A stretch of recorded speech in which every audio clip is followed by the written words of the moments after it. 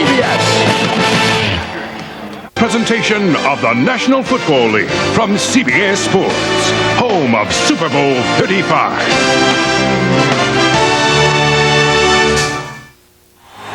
Tis the final week of the regular season in the National Football League, and the Miami Dolphins are all looking for some holiday cheer. All year, the Dolphins have won with a gritty and determined style, and despite 2 straight losses, 1 win will propel Miami back into the playoffs.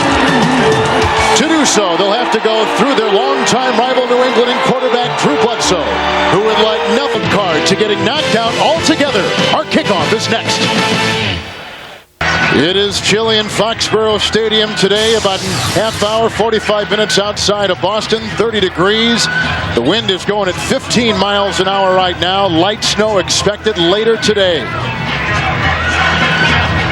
As you take a look at Bill Belichick's 6th season as the NFL head coach with Cleveland and New England, first year with the Patriots. Dave Onstad has been a head coach for 7 years. First year with Miami, 6 years with Chicago. Miami lost at home last week for a 3rd consecutive time. New England beat Buffalo in overtime. Kevin Williams and Autry Denson are deep. Vinatieri with the teed up. Patriots and Dolphins, and here we go, the final week of the regular season. It's Dawson. Denson inside the 10-yard line and takes it out past the 25. And it's a return of 19 yards. Jay Fiedler is the quarterback. He has thrown 5 interceptions and no touchdowns over the last 2 games. Smith and Conrad are the running backs. Now they put Conrad in the slot here at the bottom of your screen. On the 25, it's first down and 10 yards to go. Conrad now in the backfield with Lamar Smith. And a handoff with the block by Hunter Goodwin and Dixon, and a gain of 1 on the play. Tackle made by Chad Eaton out to the 26-yard line. The Miami Dolphin offense has gained their most rushing yards since 1984. Webb, Dixon, Ruddy, Donnelly, and Wade. And in the backfield, Smith and Conrad, Martin and Gadsden the wide receivers, and Goodwin the tight end. And Lamar Smith will be the key for the Miami Dolphins today. They base everything off the success of the run game. Second down and 9 from the 26. Conrad again will form the eye with Smith. Fiedler right to work, looking for an option. Good block by Webb. The pass incomplete. Looking for Gadsden across the middle, covered by Otis Smith. Smith is playing the safety, the ex-New York Jet. Caught with illegal drugs earlier this week at the U.S.-Canadian border. It's 3rd down and 9. So Bucky Jones not starting today because of a foot injury. From the 26, shotgun snap, Fiedler is set, the block by Webb, the pass outside by Denson. He's tracked by Spires and brought down on the play at the 25.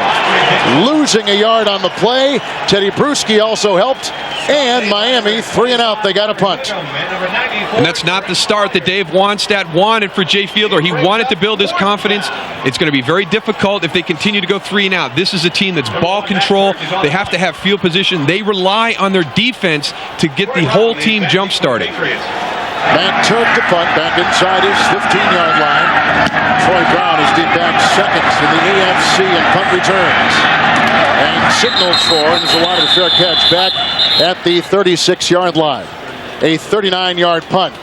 Drew Bledsoe, very durable, Patriots all-time passer, and he is very good, as you can see, in cold weather. And this is the guy that everybody talked about on the Dolphins that they were worried about. Dave Wannstedt, Trace Armstrong. He can get a hot hand, and if he has a good game, which he has had against the New England Patriots, he will be the difference in the game today. 37-yard line.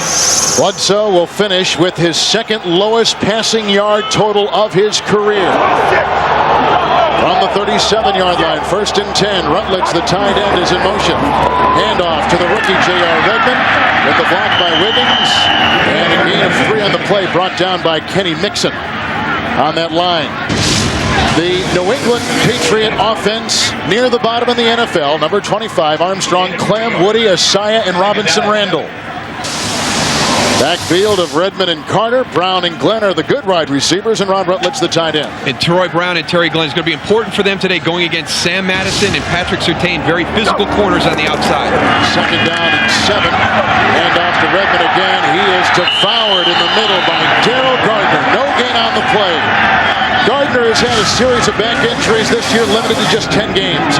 Miami on the verge of establishing a club single-season low for points allowed in a 16-game schedule. You see the line. And it all starts with Tim Bowens and Daryl Gardner, the big guys in the middle.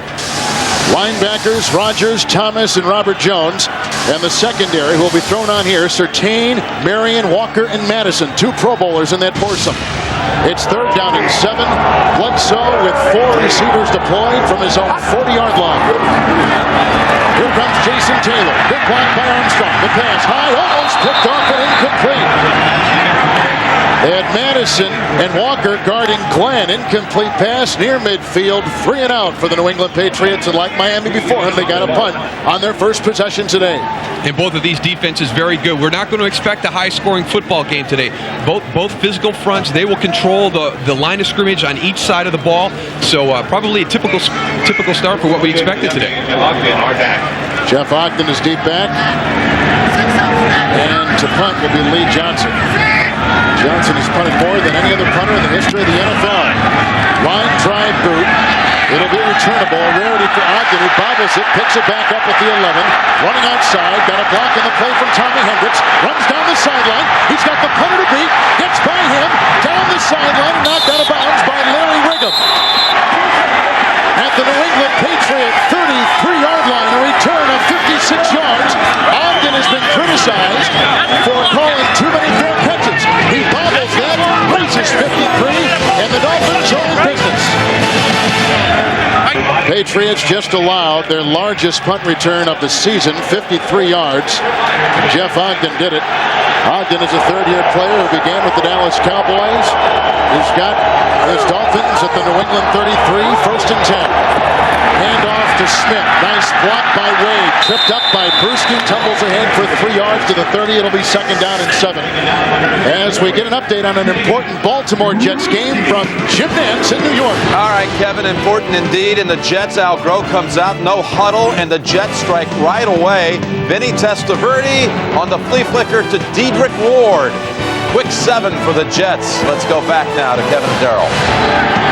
And Jim Testaverde hasn't thrown a touchdown pass since the first quarter of their game, December 3rd, against the Colts. Second down and 7.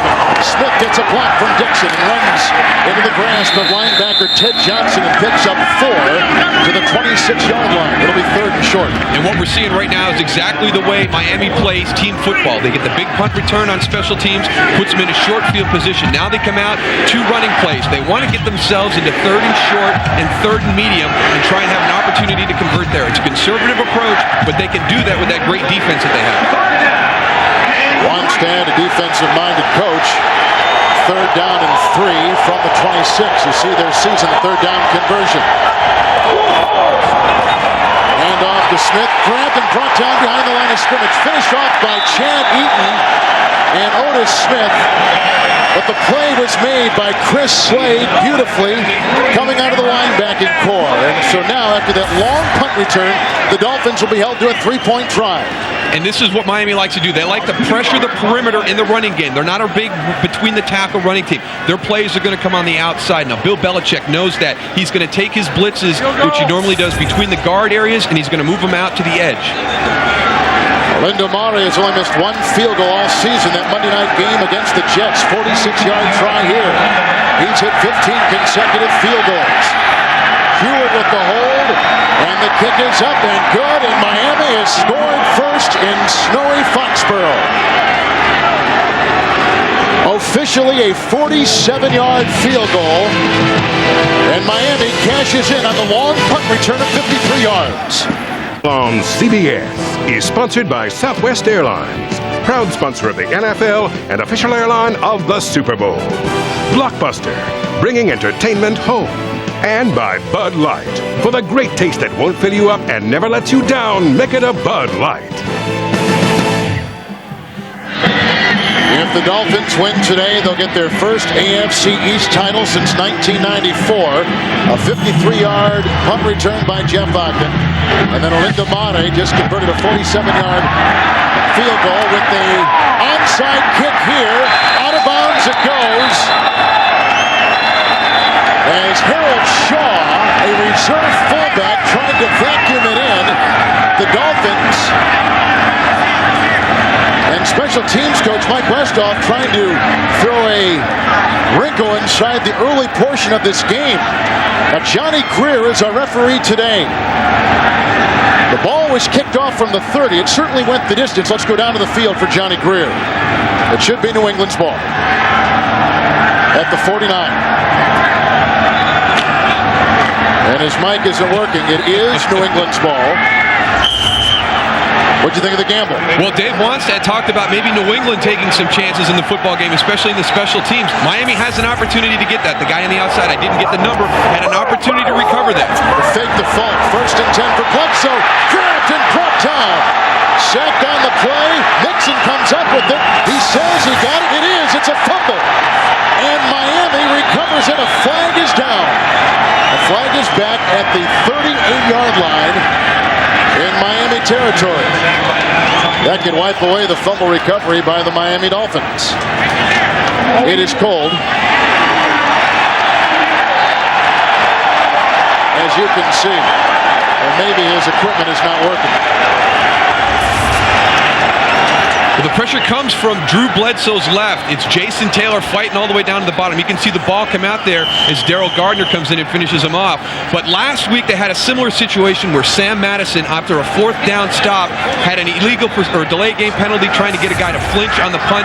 That gave the ball back to Indianapolis, who scored on the next play. They have a similar situation here today when they should have had the ball. 1st and 10, end around, Falk gives off to Terry Glenn. Bledsoe will try to block. The tackle made by Rodgers at the 40-yard line and finished off by Taylor. It's a gain of 3. Derek Rodgers was the one who tripped him up on the end around. So both teams showing a little razzle-dazzle to begin the game. And that's Dave Wannstedt's concern. He knows that New England has nothing to lose. He knows that they're going to empty the playbook. They're going to throw everything at him. You're going to see some reverses. You saw the surprise onside by Miami in the kicking game, but that was one of his big concerns. Setting up things in the 3rd down situation, going for it on 4th down when you normally wouldn't. So they're going to have to be prepared for a lot of different scenarios today. 2nd down, 6 from the 40-yard line. Hand off to Falk. A pulling block by Isaiah. Wrapped up and brought down by Mixon. Or no gain on the play. Kenny Mixon, 3 years out of LSU, comes in with a couple sacks, already coming in with a couple good plays defensively for the Dolphins. And a lot of the talk on the defense will center around Jason Taylor and Trace Armstrong, but Kenny Mixon is the guy that gets the start. Trace comes in the 3rd down passing situation. He is a very solid player against the run, and as you pointed out, gets some pressure on the quarterback also. 3rd and 6 for New England at the Miami 40. An onside kick that failed for the Dolphins gives New England this good field position. 4 receivers, 2 on each side for Bledsoe. Fakes the handoff, a good block by Robinson Randall. The pass outside for Troy Brown, who tumbles ahead for a 1st down. Diving for a gain of 10 on 3rd and 6 to the 28-yard line of Miami. And this is all Drew Bledsoe right here. You'll see in the slot, the receiver's going to go down. They do a little pick on the outside and just fighting through coverage, whipping it out. But Drew Bledsoe avoiding the pressure up the middle from those 2 big tackles, throwing off his back foot. Gone 122 consecutive passes without an interception. Take a look at Brown. From the 30, 1st and 10 in Miami territory. Glenn is on the move. Fake handoff to Falk. Here comes Bowens. They go the other way. Caught by Brown. A lead block on the play by Adam Clare. Gain of 5 before Brock Marion makes the stop. At the Miami 25, it'll be 2nd down and 5.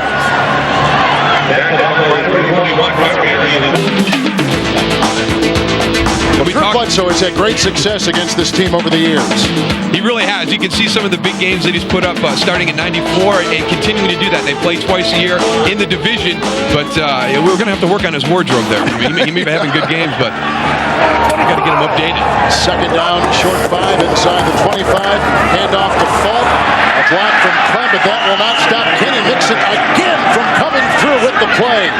Also, Zach Thomas assisted, but Mixon has been involved in 3 significant early defensive plays for the Dolphins. And here he is out here on the outside, and he's just wreaking havoc to this point in the game. He's been unblockable, and that is the key. Your tight ends are going to have to block well against this defense if you want to be able to run the ball on the perimeter.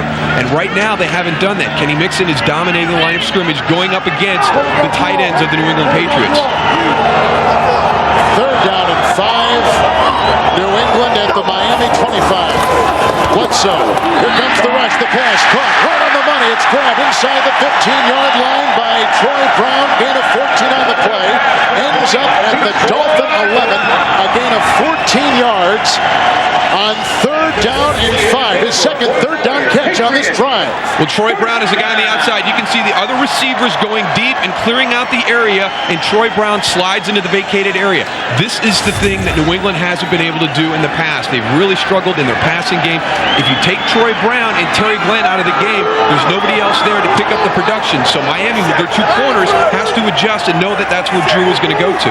Inside the 11, 7th play of the drive, 1st and 10.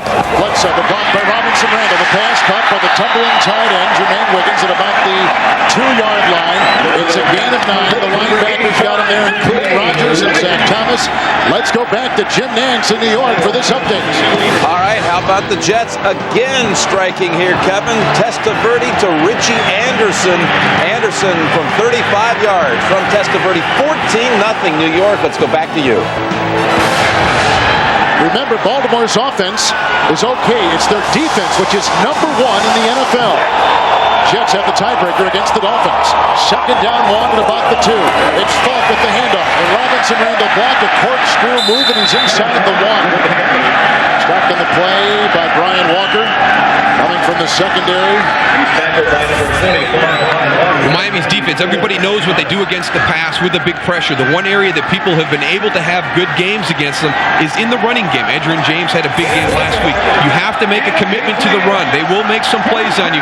That's what Indianapolis did last week, and that's also what Bill Belichick did last week against Buffalo. They had their biggest day of the season because he made a commitment to the running game. Henry Thomas, 95, is in the backfield. He's a defensive lineman. At the tight end, Wiggins is on the move. 1st and goal, handoff. Tony Carter punches it in for a Patriot touchdown. And New England has their first lead today.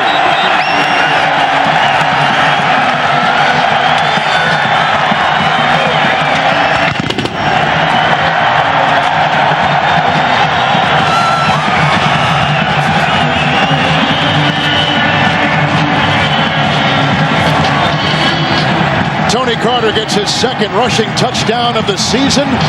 The former Chicago Bear goes in from a yard away. Now the extra point. The hold by Johnson, and the kick is up by Vinatieri. Remember, a botched onside kick recovered by New England at midfield set up this great field position. And Carter gives New England the lead.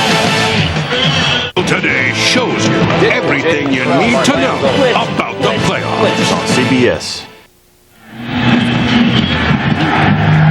The New England Patriots have won 2 of their last 3. And 3 of their last 5. Just got a running touchdown from Tony Carter. Bledsoe is good on that drive. And the ensuing kickoff by Adam Vinatieri. Denson back at the 1, brings it up the middle. There he is, trying to throw a block, and there isn't a lot there. Tony George made the grab along with Harold Shaw and Orlin Johnson. On CBS is sponsored by Sprint PCS, the clear alternative to cellular. And by Staples. Staples has everything you need for your business at guaranteed low prices. Happy holidays to you all, whether you're celebrating Christmas or Hanukkah or Kwanzaa. 7-3, the New England Patriots on top of the Miami Dolphins. New England has beaten Miami and Foxborough 3 of the last 4 times. On the 21, Fiedler, 1st down and 10. Conrad in the backfield with Smith. Smith gets the call, dodges one defender, Eaton, and is stood up and brought down. Lawyer, Malloy, and company get in there. Chris Slade, some secondary players. There are 2 starters out today for the New England secondary. Ty Law is out, suspended because he was caught with an illegal drug Monday at the U.S.-Canadian border. Also out is Tabucky Jones, hurting a foot last week, and Larry Wiggum taking his place for Coach Bill Belichick. And those are 2 big losses, especially Tabucky Jones. He had a great game last week versus the Buffalo Bills. It was very physical from the strong safety position. 22-yard line, second down and 9. The fake to Smith, a block by Dixon. The throw by Fiedler is dropped by Tony Martin on the near side at about the 37-yard line. By the way, if some of our words come out funny today, it means our mouth is frozen.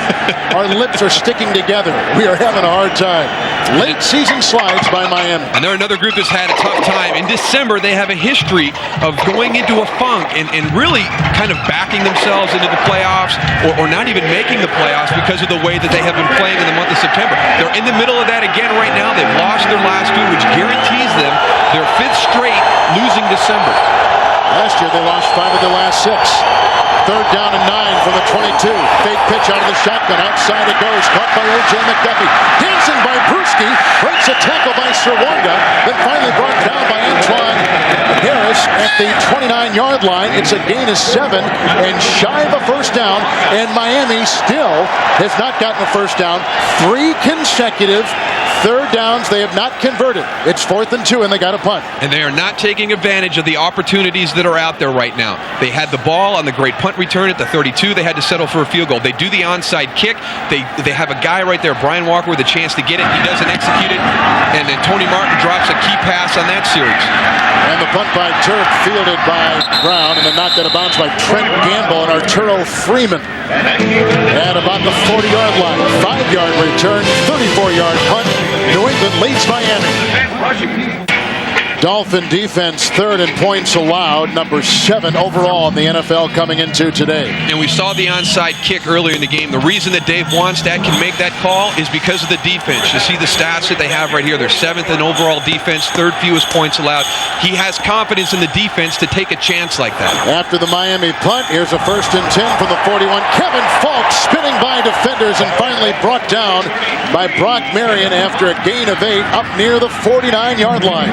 They ran well. In fact, last week in that blizzard in Buffalo, New England had a season-high 189 yards on the ground. Kind of forced into it because of the weather conditions. Very difficult to throw the football, but Drew Bledsoe with 2 huge drives at the end of the game throwing the ball. But throughout the course of the game, they finally found their running game. They've been looking for it all season, and the line is really starting to come together. There's been a lot of changes on that offensive line throughout the season. Just shy of the 49, 2nd down and 2 after the 8-yard gain. Falk again, nice block on the play by Polk, a reserve fullback. A 3-yard gain and a first down to the Miami 48-yard line. Falk was the number 1 pick last year. This year was J.R. Redmond, all trying to take the place of Robert Edwards, who after a rookie season blew his knee while in Honolulu at the Pro Bowl. And there's talk about Robert Edwards trying to make a comeback. We might get an opportunity to see him get back with the New England Patriots, which would be great because he had that great rookie season. He goes over to Hawaii, has that freak accident, and possibly a career-ending injury, but he's working hard to try and get back. 1st and 10 from the 48 after the first down run. Bledsoe with the cadence and the handoff and going no place is Tony Carter, wrapped up beautifully by Darrell Gardner. A loss of 5 in the play, push it back to the New England 47. And that's the key to this defense. We talked with Trace Armstrong, and he says that him and Jason will get the credit because of the sacks, but it's all because of the guys in the middle. They don't allow the quarterback to step up. When you go to the running game, there's nowhere to run. These guys are big players. They reestablish the line of scrimmage. They just knock the offensive linemen into the backs. 2nd down and 15 back at the Patriot 47. Handoff to Falk. Runs by Robinson Randall. Cuts outside. Chased by Trace Armstrong. Tipped up by Brian Walker. And finally nailed by Trent Gamble.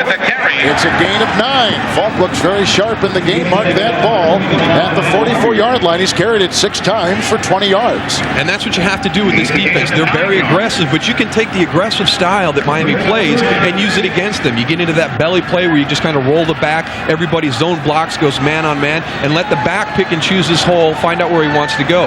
Kevin Falk, very patient on that run, lets everything establish itself to the play side. Miami's defense over pursues, and he comes out the backside. The Dolphins haven't lost to a losing team all season. But right now they trail the 5-10 New England Patriots 7-3 at the end of one. We'll return to Foxborough Stadium after this message from your local CBS station. Last 3 years, Dolphins have finished the season on the road. They lost all 3 games. They need a win today to get in the playoffs. Guaranteed. If they lose, a lot of things can happen. 3rd down 6, first play of the second quarter. New England at the Miami 44. Bledsoe, rush comes up the middle, chased by Taylor, coughs up the ball, incomplete pass. And a flag has been thrown on the play. Taylor, along with Lorenzo Bromell, came charging. There's no infraction for grounding on the play. There was a receiver in the area. That's a great job by the referee picking up that flag right there, because Tony Carter was where Drew had thrown the ball. They were running a crossing route underneath. I know it probably looked like he was trying to get rid of the ball, but there were the running backs were there where the ball was thrown. So good job by the officials picking that flag up. You'll see right here, watch the running back go out late, and as Drew throws it, you can see right there, actually, Tony Carter's coming across. That was Jermaine Wiggins, who it looks like Drew was trying to get the ball to. But good job by the officials picking up that flag.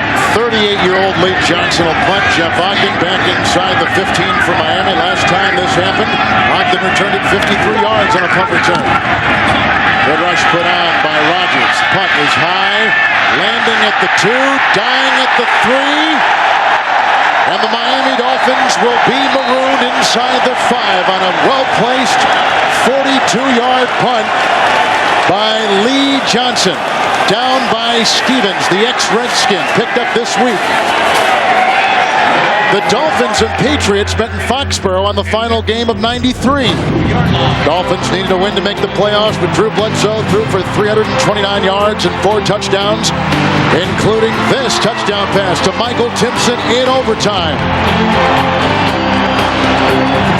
That sent the Dolphins to their 5th consecutive loss to end the season and knock them out of the playoffs. And talking with the Dolphins yesterday, they are well aware of what happened in 1993. They do not want to repeat here this afternoon. Stranded at their 2, 1st and 10. Fiedler right to work. Here comes Thomas. There goes the pass. Down the sideline. Incomplete. Looking for Aronde Gaston. And a flag has not been thrown on. Let their hands right down here. 24-yard line. Late flag tossed. It's against the Patriots. Gadsden playing on 2 arthritic Pass feet. interference. Number 45. Defense. 1st down. Otis Smith. And that's what happens every once in a while when you take a shot down the field, and that's one thing that I don't think Miami does enough of in their offense. You're coming off your goal line, take a shot down the field. You've got a chance to catch the ball, but you've also got a chance for a pass interference penalty, a defensive holding penalty. That gets them out of a very difficult spot in field position. That's Miami's first down today, 25-yard line, 1st and 10. Conrad, the fullback in motion, lining up as a wingback. Fiedler again to the air, good time, quick throw across the middle, and that is caught. Tony Martin makes a 9-yard grab. The tackle was made by Antonio Langham up at the 34-yard line, about a half-yard shy of a 1st down. And this is where Jay Fiedler is going to look throughout the course of the afternoon. He's going to find Antonio Langham, and he's going to throw the ball in that direction. You talked about the situation with Ty Law. He is out of the lineup, but Antonio Langham has struggled all year when he has been on the field. 2nd down, 34-yard line. O.J. McDuffie on the move. Here comes the blitz.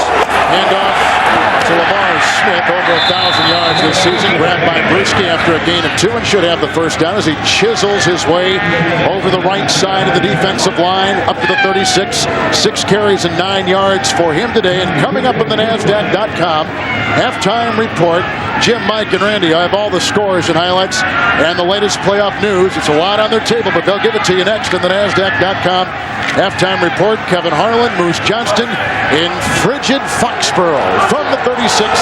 Fiedler, who played his college ball at Dartmouth, 1st down and 10. Jed Weaver, the tight end, is in motion. Fiedler right to work again. Good block by Ruddy, the center. Down the side and bubbled and incomplete. Looking for Gaston, double teamed by Langham and Wiggum. Incomplete. Incomplete pass. It'll be 2nd down and 10. Well, I think Dave Wannstedt sold us a bill of goods yesterday. He wanted to come out and throw some short passes and let Jay get his confidence up. Right now, we've seen him take 2 shots down the field. And there it is again, Arondé Gadsden versus Antonio Langham. This is the matchup that they want to take advantage of. And maybe this is an adjustment from the offensive game plan. If they get that matchup on the outside, maybe they want to get Arondé down the field and just take some shots vertically. Fiedler, 3 of 6 throwing today. 2nd down and 10 from the 36. Conrad will line up in the backfield. The pitch out to Smith. Walking on the near side, Conrad cutting the corner, belts it out of bounds by Ted Johnson is Lamar Smith, a gain of 5. Mark him out of bounds at about the 41-yard line. Let's go back to our desk in Jim Nance in New York.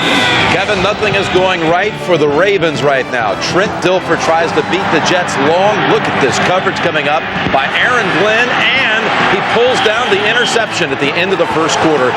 14-0 New York. Let's go back now to Kevin and Darryl. Thank you, Jim. You know, the Jets opened the season 4-0. They were 6-2 at the break, but they come into today 9-6 and needing a win. 3rd and 5, Miami at the 41. Shotgun snap, good block by Dingley. There goes Fiedler, needs to get to the 46, dives! And he should have the first down by inches if the spot is good.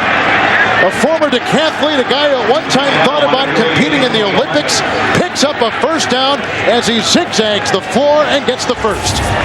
And Coach Wannstedt has to be happy about this because this is one of the things that he was worried about with Jay and that shoulder injury. He's got a torn rotator cuff on the left arm. It's not the throwing arm, but he feels that he hasn't been as aggressive when the play breaks down and getting out of the pocket and scrambling. And he's, I think, feeling it right now. Well, he talked to us about the fact that the one thing that gives him a lot of problems with that shoulder is when the left arm gets pulled straight back. But on this play, we'll see what happens. I think he just takes a big shot right in the back as he leaves his feet to try and get the first down. Oh, watch right here on as the the left shoulder. Boom. Oh. And then whacked by Tony George. Damon Hewitt is warming up. An injury timeout. Jay Fiedler collecting himself, has to miss at least one play, and Hewitt will come in to take at least one snap. It happens here right there. Tony George coming in. He goes down on the left shoulder, so we don't know if it's that torn rotator cuff again or if it was actually the hit in the back that bothered him. Maybe he just had the wind knocked out of him. You can see him up and throwing right now.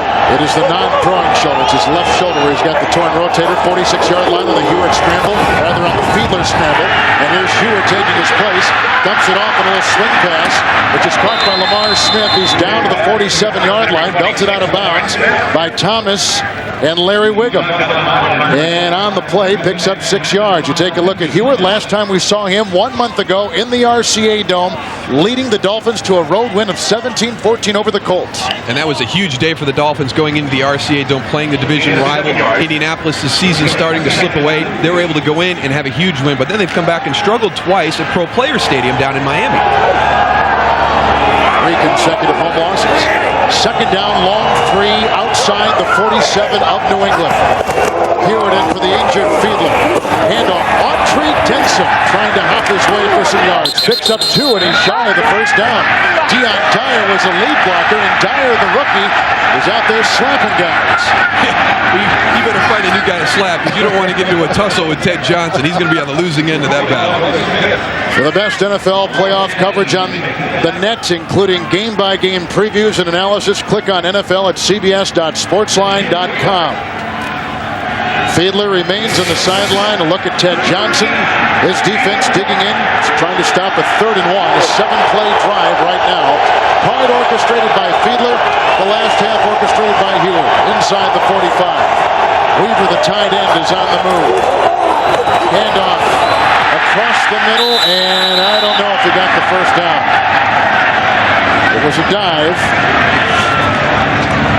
Has to get inside the 44 for sure. Lamar Smith with the dive. Here's a journeyman running back. They've got a journeyman quarterback in Fiedler, a journeyman wide receiver in Arondé Gadsden, and those 3 players are about the 3 biggest weapons on offense. And that's why this team is based around their defense. Their defense is the key. They will set up field position. They will create the turnovers. It's up to the offense to convert their opportunities, and they haven't done that yet. And on the play like this, a 3rd and short, because they are a perimeter-based running team, it's hard for them when they get into these situations to become a physical between the tackle running team.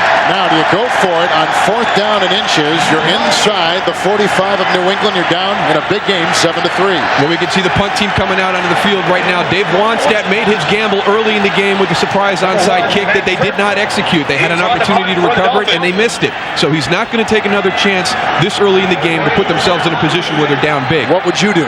I would punt the ball because Miami is not a good team coming from behind. You don't want to get behind to the Patriots right now because it's not their style of play.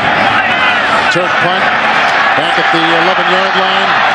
Troy Brown grabbed and brought down by Derek Rogers, and Trent Gamble is kind of in the way as well. They'll mark him at about the 17-yard line. 7-yard return.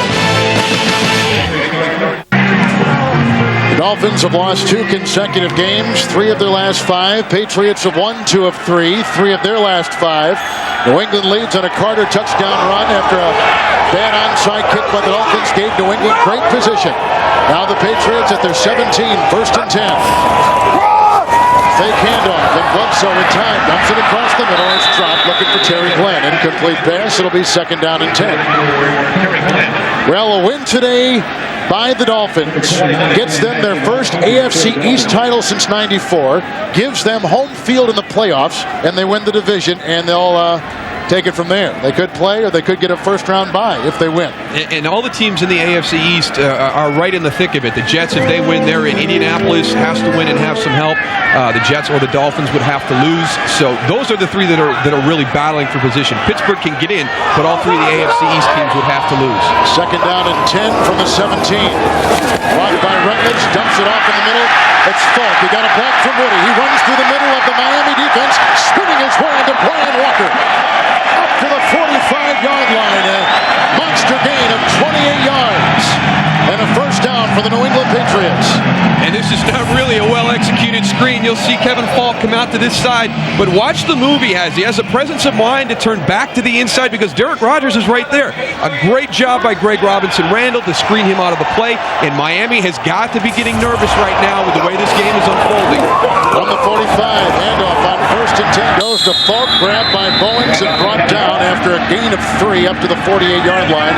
It'll be 2nd down and 7. Well, everything that New England does in their offensive scheme, the screens, the draws, are working well against the strengths of the Miami defense. They have the upfield pass rush. When they're doing that, the screens and the draws become a bigger play in the offense. So right now, everything is going the way that New England would want it. And Miami right now looks a little bit out of sync, even on the defensive side of the ball. 2nd down, long 7 outside the 47. Blitz picked up nicely. Good block by Armstrong. Down the sideline. Wide open is Falk. He's got Glenn as an escort. He's going to go all the way in for 6. A 52-yard touchdown pass.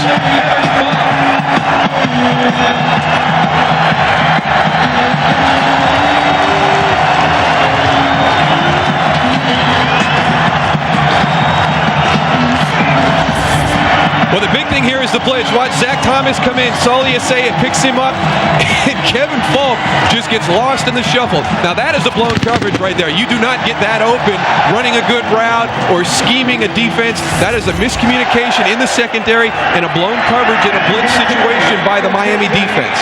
That is the longest play allowed by the Miami defense this season. Paxton center. And the kick is up and in by Adam Vinatieri.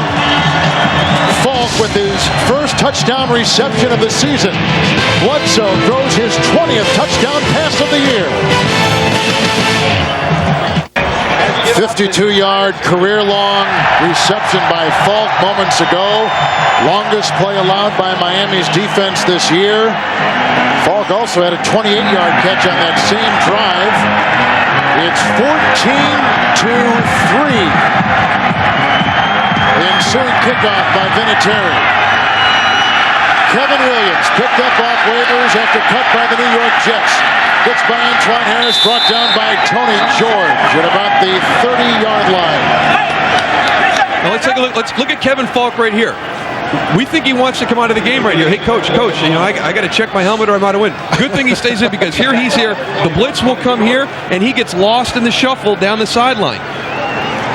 There is just absolutely no one there. The safety steps up into the mix, and everybody loses Kevin Falk on the outside. That's one of those things where you're like, boy, am I glad I stayed in for one more play. Jay Fiedler is back in for Miami. They've now got 3 wide receivers.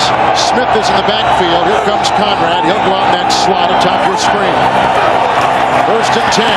Quick pass. Batted down, almost picked off by Lawyer Malloy. Incomplete pass. 2nd down and 10. And Darryl, what kind of come-from-behind team is Miami? Miami is a very poor come-from-behind football team because they don't have a playmaker on the offensive side of the ball. You talked about Oronde Gadsden, Lamar Smith. This is a team that has to have a short field. They have to have an offense that executes without mistakes, no penalties, no turnovers. They are not a big play offense. When they fall behind by 11 points right now, they are in trouble. 2nd down, 12, shy of the 30. Conrad on the move.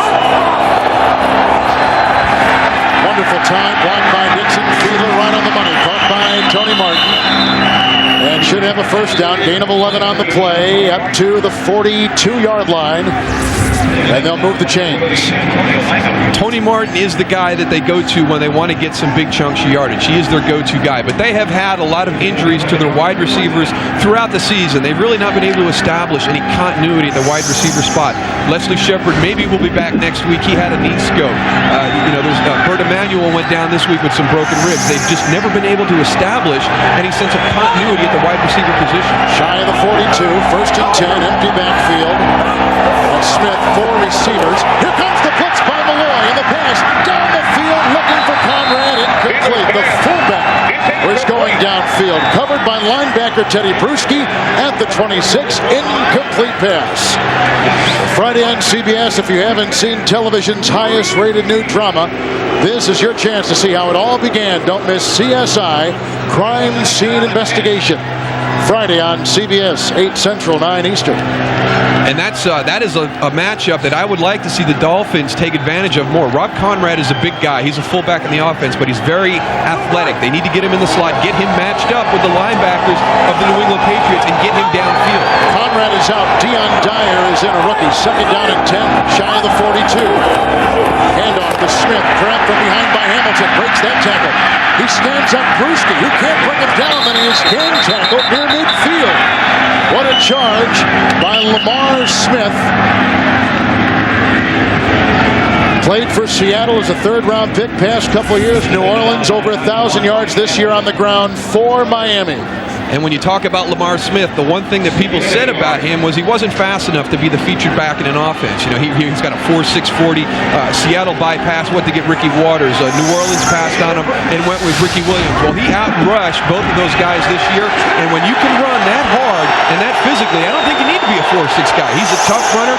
He's got a chance. He'd have to have a great day today to establish a new Dolphins rushing record. Arthur Denson is in. He's racked after the 8-yard gain by Smith. No gain right there. Tony George at the bottom of that pile, along with Chad Eaton. And they had the 4 receivers out there, and Belichick's defense does it again. Chad Eaton, 2 sacks last week in that blizzard in Buffalo, 2 blocked field goals. He was outstanding, one of the best players last week in the AFC. He just had a monster day, and he's the key to that inside pressure on that defensive front. He's played himself into a position, being an unrestricted free agent next year. New England's going to have to make a tough decision about Chad Eaton in the offseason. Turks punt. Bouncing into the end zone. Troy Brown was deep back. It ricochets into the end zone. Back out to the 20 with the touchback, a 50-yard punt. Chad Eaton had a nice play on that last defensive stand. The Patriots leading. That is a big fat Santa. He's got eat fish, baby. That guy's been eating more than fish. Maybe some fish and chips. 14-3 in a must game for the Miami Dolphins. New England after the Miami punt, touchback to the 21st and 10. Hand off to Falk, slips on the grass, and down he goes. Hit by Jason Taylor as a courtesy and brought down by Derek Rogers, and a loss on the play of about a yard. It'll be 2nd down and 11. And there's Charlie Weiss trying to go back and see what Indianapolis had success with last week. That was a play that was big in their offense, that sprint draw, trying to use Jason Taylor's quickness up the field against him. Good job by Miami, though. You know, they realized that was a play that they were vulnerable to last week, and Jason Taylor played that very well that time. Second down, 11 from the 19. So far, no Terry Glenn. Where has he been in this offense? The block by the tackle. That ball is intercepted by Jason Taylor at the 11-yard line. After his battling with Richmond Webb, he fell back. The ball was bobbled by the running back and picked up by Taylor. That's an interception, and Miami is in great field position. And a great job by Jason Taylor recognizing the screen and getting back into where the ball was going to be thrown. Bruce Armstrong has got to get him down. He's got to chop him sooner because he's too athletic to think that he's going to go up the field. And this is what Miami's whole team is based around, is the defense creating a turnover, giving the offense a short field. Now it's up for the offense to take advantage of it this time. Last time it was special teams. Got him a punt return all the way down to the 32. They had to settle for a field goal. This is a huge opportunity for the Dolphins right now, and they haven't taken advantage of any of those up until this point. Rob Conrad is still out. Dyer is in as the fullback from the 12, first and 10. Handoff goes to Smith, running up the middle, brought down by Brisky after a gain of 2 to the 10. I'm looking for Conrad on the sideline. I don't see him, and the rookie, Deion Dyer, is in there as the fullback. Well, he strained a hip flexor last week in the game against Indianapolis. He had it early in the first quarter, went out for a play. He actually missed practice on Wednesday. He actually thought it was a bad knee injury at first, but he said he felt a little bit sluggish towards the end of the week. So maybe Rob has re-injured that hip flexor. It sounded like it was a little more than a strain than what he thought. Second down and 8. Dyer remains from the Patriot 10 after the Jason Taylor interception. Fake handoff outside the Dyer, reels it in, grabbed by Johnson, brought down at the 10. Gain of a yard on the play. In fact, the nose of the football will be just inside the 10-yard line. That was a freaky interception, though. You almost see it's inconsiderate to Bledsoe to give that because it was just bobbled and basically dropped. It was a great play by Jason Taylor, and that's what happens when you play at this level. There are great athletes all over the field, and we got a defensive end that can get up the field with that much quickness and still be able to fall back and make an interception on the screen. There's nothing you can do. From the 9, third down and 7. Fiedler sets up. Great time in the end zone, and an over-the-shoulder catch made by Hunter Goodwin, the tight end. Goodwin's first touchdown catch this year, his 5th. Call him 5 receptions all season, and it couldn't have come at a better time for the Miami Dolphins. After Taylor's interception gave the Dolphins outstanding field position. And this time the offense converts. And I want you to watch the tight end. As he goes downfield, it's going to be a double move. He's going to stop right there. He gets held up at the line. That actually probably helped out that play, the amount of time that it took for him to get his release off the line of scrimmage. Because I thought he had run a double move because it took him so long. That's the first tight end touchdown reception in over a year, and Fiedler throws his first touchdown pass in 3 games. Bill Belichick was laughing on the phone earlier this week about Goodwin and his lack of production. Bledsoe threw the interception. The defensive end Jason Taylor picked off. 12-yard line is where Miami started. Fiedler throws the touchdown pass to a little-used tight end, Hunter Goodwin. We talked to Bill Belichick on the phone earlier this week, and he was almost laughing about the lack of tight end in the Miami offense. And not only Hunter Goodwin, but the fact that the position itself, only 10 catches, only 10 pass completions to tight ends the whole season for the Miami Dolphin offense. So obviously Hunter Goodwin, a guy you could probably lose track of down inside the red zone. So the Dolphins are back in business. The kickoff by Mane. And Curtis Jackson, who was plucked off the St. Louis practice squad about a yard deep in the end zone. Hurdling defenders, then brought down nicely on the play by Twan Russell. 19-yard return. Russell fired up. Nice special teams player. Well, as we talk about all the playoff scenarios today, looking at what I think is going to happen, I think Oakland and Tennessee in the AFC will meet in the championship game.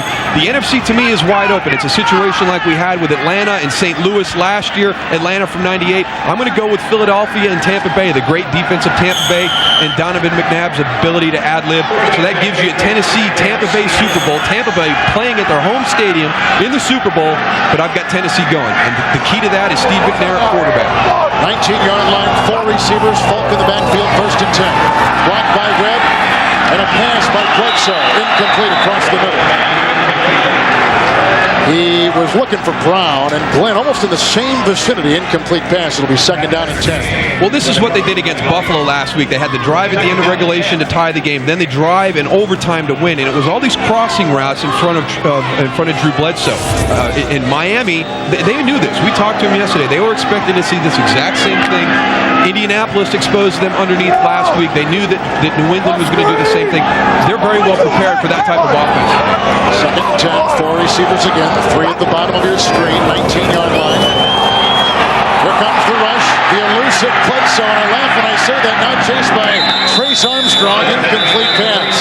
Bledsoe is not fleet of foot. He is not nimble, but he showed some adroitness getting out of a tough situation there. He's savvy. Yes. He's very savvy. That's a good way to put it. When you lack foot speed, you need to make up for it in some other way. And Drew has done that with an ability to know when the pocket is breaking down. And then he's just a veteran play right here. I'm not going to make a bad play. I just had the interception on the screen in the last series, although that was a great play by Jason Taylor. Just get out of the pocket, make sure you can't get grounding, and get rid of the ball. 3rd down, 10, 19-yard line.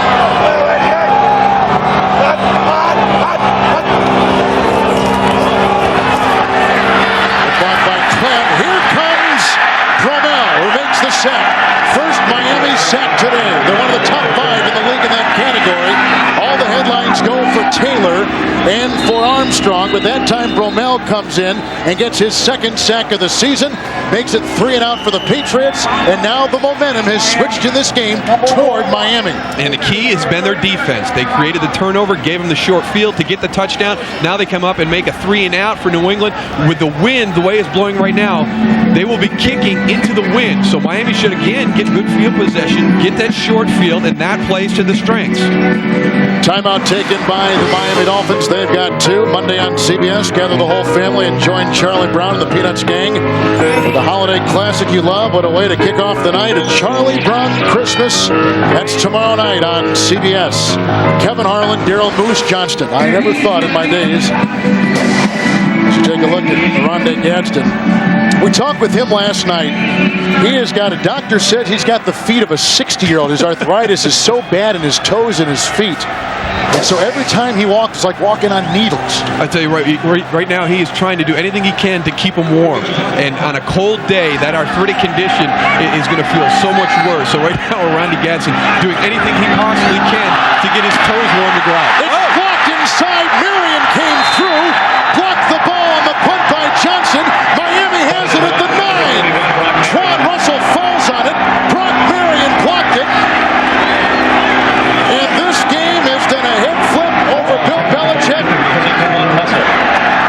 And the Dolphins have it 1st and goal to go.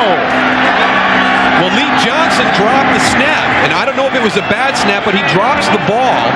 So that allows, everything breaks down, the timing breaks down. No, it's not a bad snap at all. He just took his eyes off it for a second.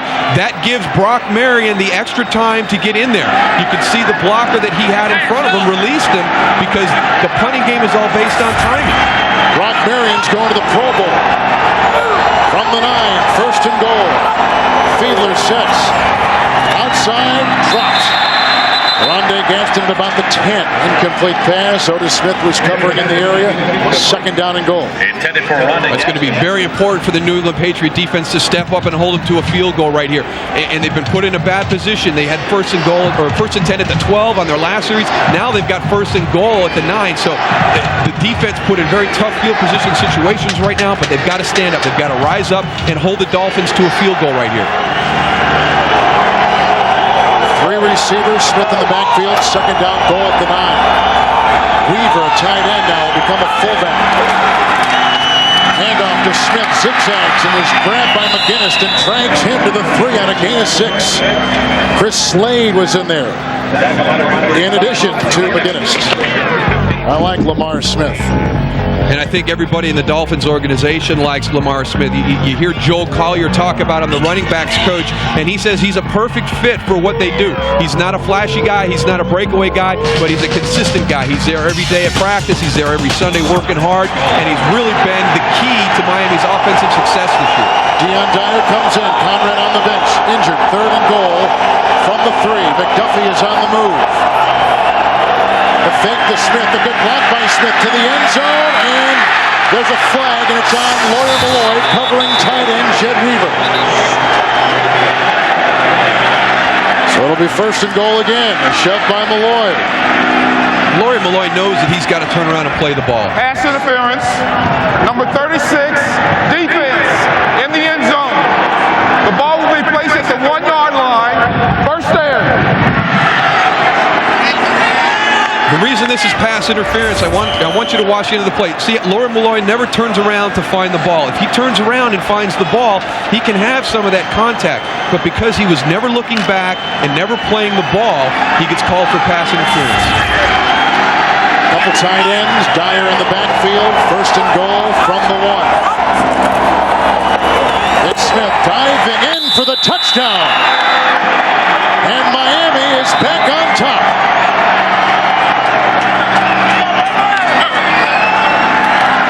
His 15th touchdown of the season. That is good for 4th best in the NFL.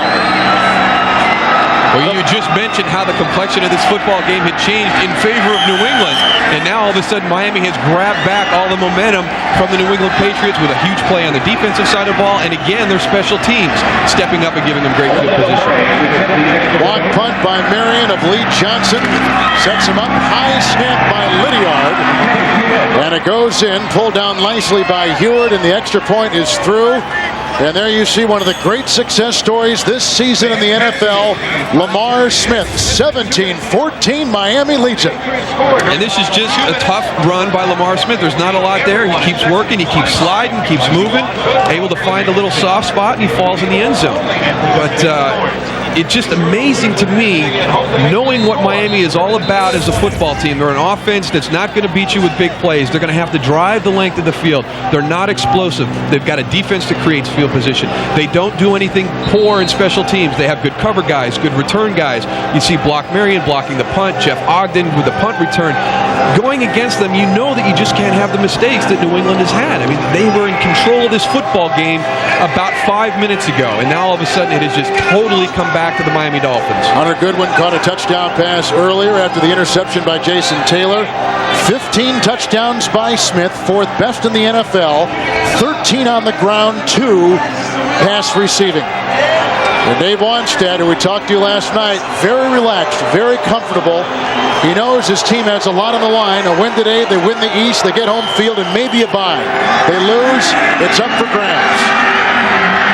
Well, you know, we talked about Miami not being a good comeback team, but when you have first down at the 12 and first down at the 9 to start your drive, it's very easy to get back into a football game. Jackson goes to the knee. He'll keep it in the end zone on the kickoff by Olindo Mare. In December of 1982, the Dolphins and Patriots played one of the more memorable games in NFL history with the score tied at 0-0. Mark Henderson used his snowplow and cleared a kicking surface on the turf for the Patriots' John Smith, who connected on a 33-yard field goal to win the game. New England 3-0. And what do you do? I mean, you go out and lay down in front of the snowplows. He's coming out to try and keep him from doing that. Pretty heads-up play by the snowplow guy, but boy, I'd have been mad if I was on that Miami football team. Miami has scored 14 points the last minute and a half. First and 10 for Bledsoe. Throws a pass, caught by Terry Glenn. Breaks a tackle. That's the first catch by Glenn today. Broke a tackle by Walker. Shoved out of bounds. 24-yard gain. Mark it at the 44-yard line. Zach Thomas also aided in that tackle. And we are at the 2-minute warning. A tight end touchdown reception. A Lamar Smith touchdown run. 17-14 Miami. Down 14-3. They've scored 14 points in the last minute and a half. It's cold. I thought you were talking about temperatures when you were saying 14, 17. We are so, my mouth is frozen. Now, you know, Teddy Bruschi talked about that last week in Buffalo about communicating the defensive calls. He said he couldn't because his lips froze together. 2-minute warning. Big catch by Glenn. Puts him out at the 44. First and 10. Outside it goes J.R. Redmond. Grabbed by Rodgers and brought down near midfield after a gain of 5. They have not used J.R. Redmond a whole lot today. Clock is stopped at 1:53. New England 3 timeouts, and Miami's got 2. Coming up, NASDAQ.com halftime report. Jim, Mike, and Randy, all the scores, highlights, all the latest playoff news next. Second down, 4 from midfield. Redmond again, grabbed by Gardner, brought down. Lost in the play. Trace Armstrong is in there as well. Tim Bowens. I'll tell you what, you put Bowens and Gardner, they may be the biggest defensive tackle combination in the NFL. They're huge. Well, there's just no running lanes inside when you got two guys that size. 3rd and 6 near midfield. Here comes Bowens. Bledsoe gets away. The pass is caught on a slide by Brown at the Miami 36-yard line. Grabbed by Surtain. 16-yard gain on 3rd and 6. Interesting management of the clock right here. New England not electing to use a timeout, just moving up and getting in place and calling the plays. Patriots have 3 timeouts. 35-yard line of Miami. 5 receivers deployed. There's the pass by Bledsoe. A diving attempt is made and caught by Glenn. A yard shy of the first down. Now wait a minute. One official said catch, the other way from off. The one official is overruled. Incomplete to Terry Glenn. 2nd down and 10. Well, that would have been a great catch under any circumstances, but with the weather conditions and it being so cold out, the ball is very hard to catch in cold weather. And Terry Glenn, can't see. Hard to see right there. Nope. Good call. Good call. And that was overruled by the official coming from the back. 2nd down 10. Bledsoe at the 40, make it the 35-yard line. Trailing by 3 under a minute to play. New England 3 timeouts. Good block by Woody. Here comes Trace Armstrong. There goes the pass. That one is dropped by J.R. Redmond. That tumbles out of bounds at the 35-yard line. 3rd down and 10. Number 21, J.R. Redmond. Busy day in the NFL. Big scores. Baltimore and the Jets are jousting, and Baltimore down 14-0 has now come back. Starts with a couple of picks. Touchdown pass thrown by Trent Dilfer. Atlanta leads Kansas City. The Falcons have never beaten the Chiefs, ever. Green Bay needs to win to stay alive in the playoffs. Tampa Bay has never won in weather 35 degrees or below, ever. 3rd down and 10. Boy, what a lot of great stories today.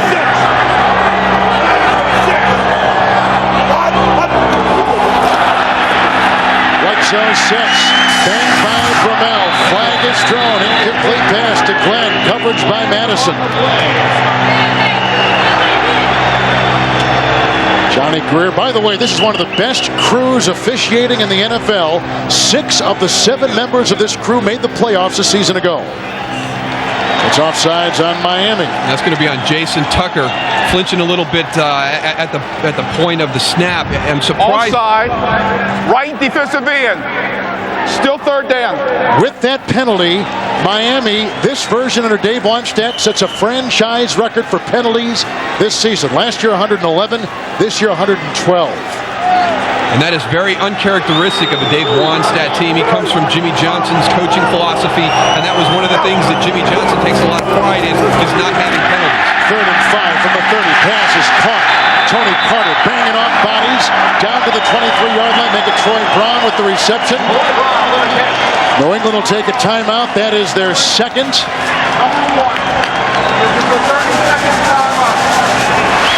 And down to the 22-yard line. Wednesday on CBS, the Stars turn out for a night of spectacular performances as America pays tribute to Clint Eastwood, Angela Lansbury, Chuck Berry, and more. Don't miss the Kennedy Center Honors Wednesday on CBS.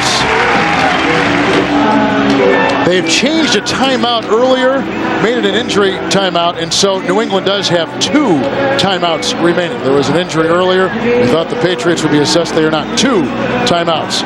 Troy Brown's been tough. 5 catches today. 4 have come on 3rd down, all producing a 3rd down for a first. And that is happening or right there on that last play because Jason Taylor jumps offsides. A 3rd and 10 becomes a 3rd and 5.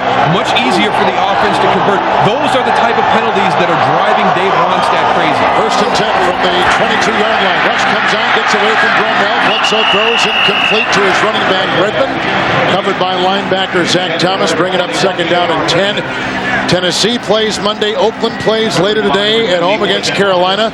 Miami here and leading by 3. Baltimore trailing by 2. Denver won yesterday. Jets are losing. The Colts play later today against the Vikings. Pittsburgh later today in San Diego. A lot of things can happen. It's amazing to be on the last week of the season and having so much up in the air about the playoff picture. Usually a lot of it is pretty much filtered its way out, and you kind of know who's going in and who's playing each other in the playoffs, but none of that really settled right now. Second down and 10, ball remaining with the clock ticking down. Bledsoe may burn another timeout, which would give him one left.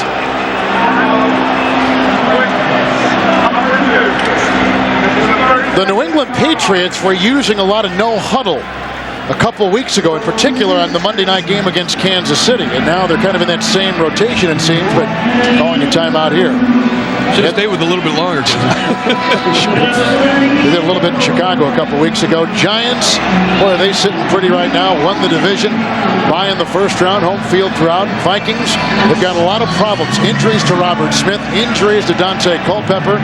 The Saints, Eagles, Tampa Bay, Detroit. Everybody wanting Chicago to beat Detroit today because that'll open the door for a lot of other teams, namely St. Louis and Green Bay. Yeah, and to think that St. Louis won't be there, but when you look at these football teams in the NFC, the reason I think it is so wide open because of the quarterback. There's not a quarterback there with a lot of experience that has the ability to take the team into the postseason and overcome the adversity. We talked about Rich Gannon and Steve McNair in the AFC, but the NFC really doesn't have that quarterback. Second down 10 from the 22. Bledsoe with the rush coming out, goes to his tight end Wiggins, who is brought down immediately by Trent Gamble. Jerry Wilson, gain of 1 on the play, down to the 21-yard line. Patriots have a timeout. Miami's got 2. Clock continues to tick. It's third down and 9 from the 21. Bledsoe winding up and throwing to the side. It's incomplete. Looking for Glenn, covered by Madison. Flag was thrown at the 19-yard line.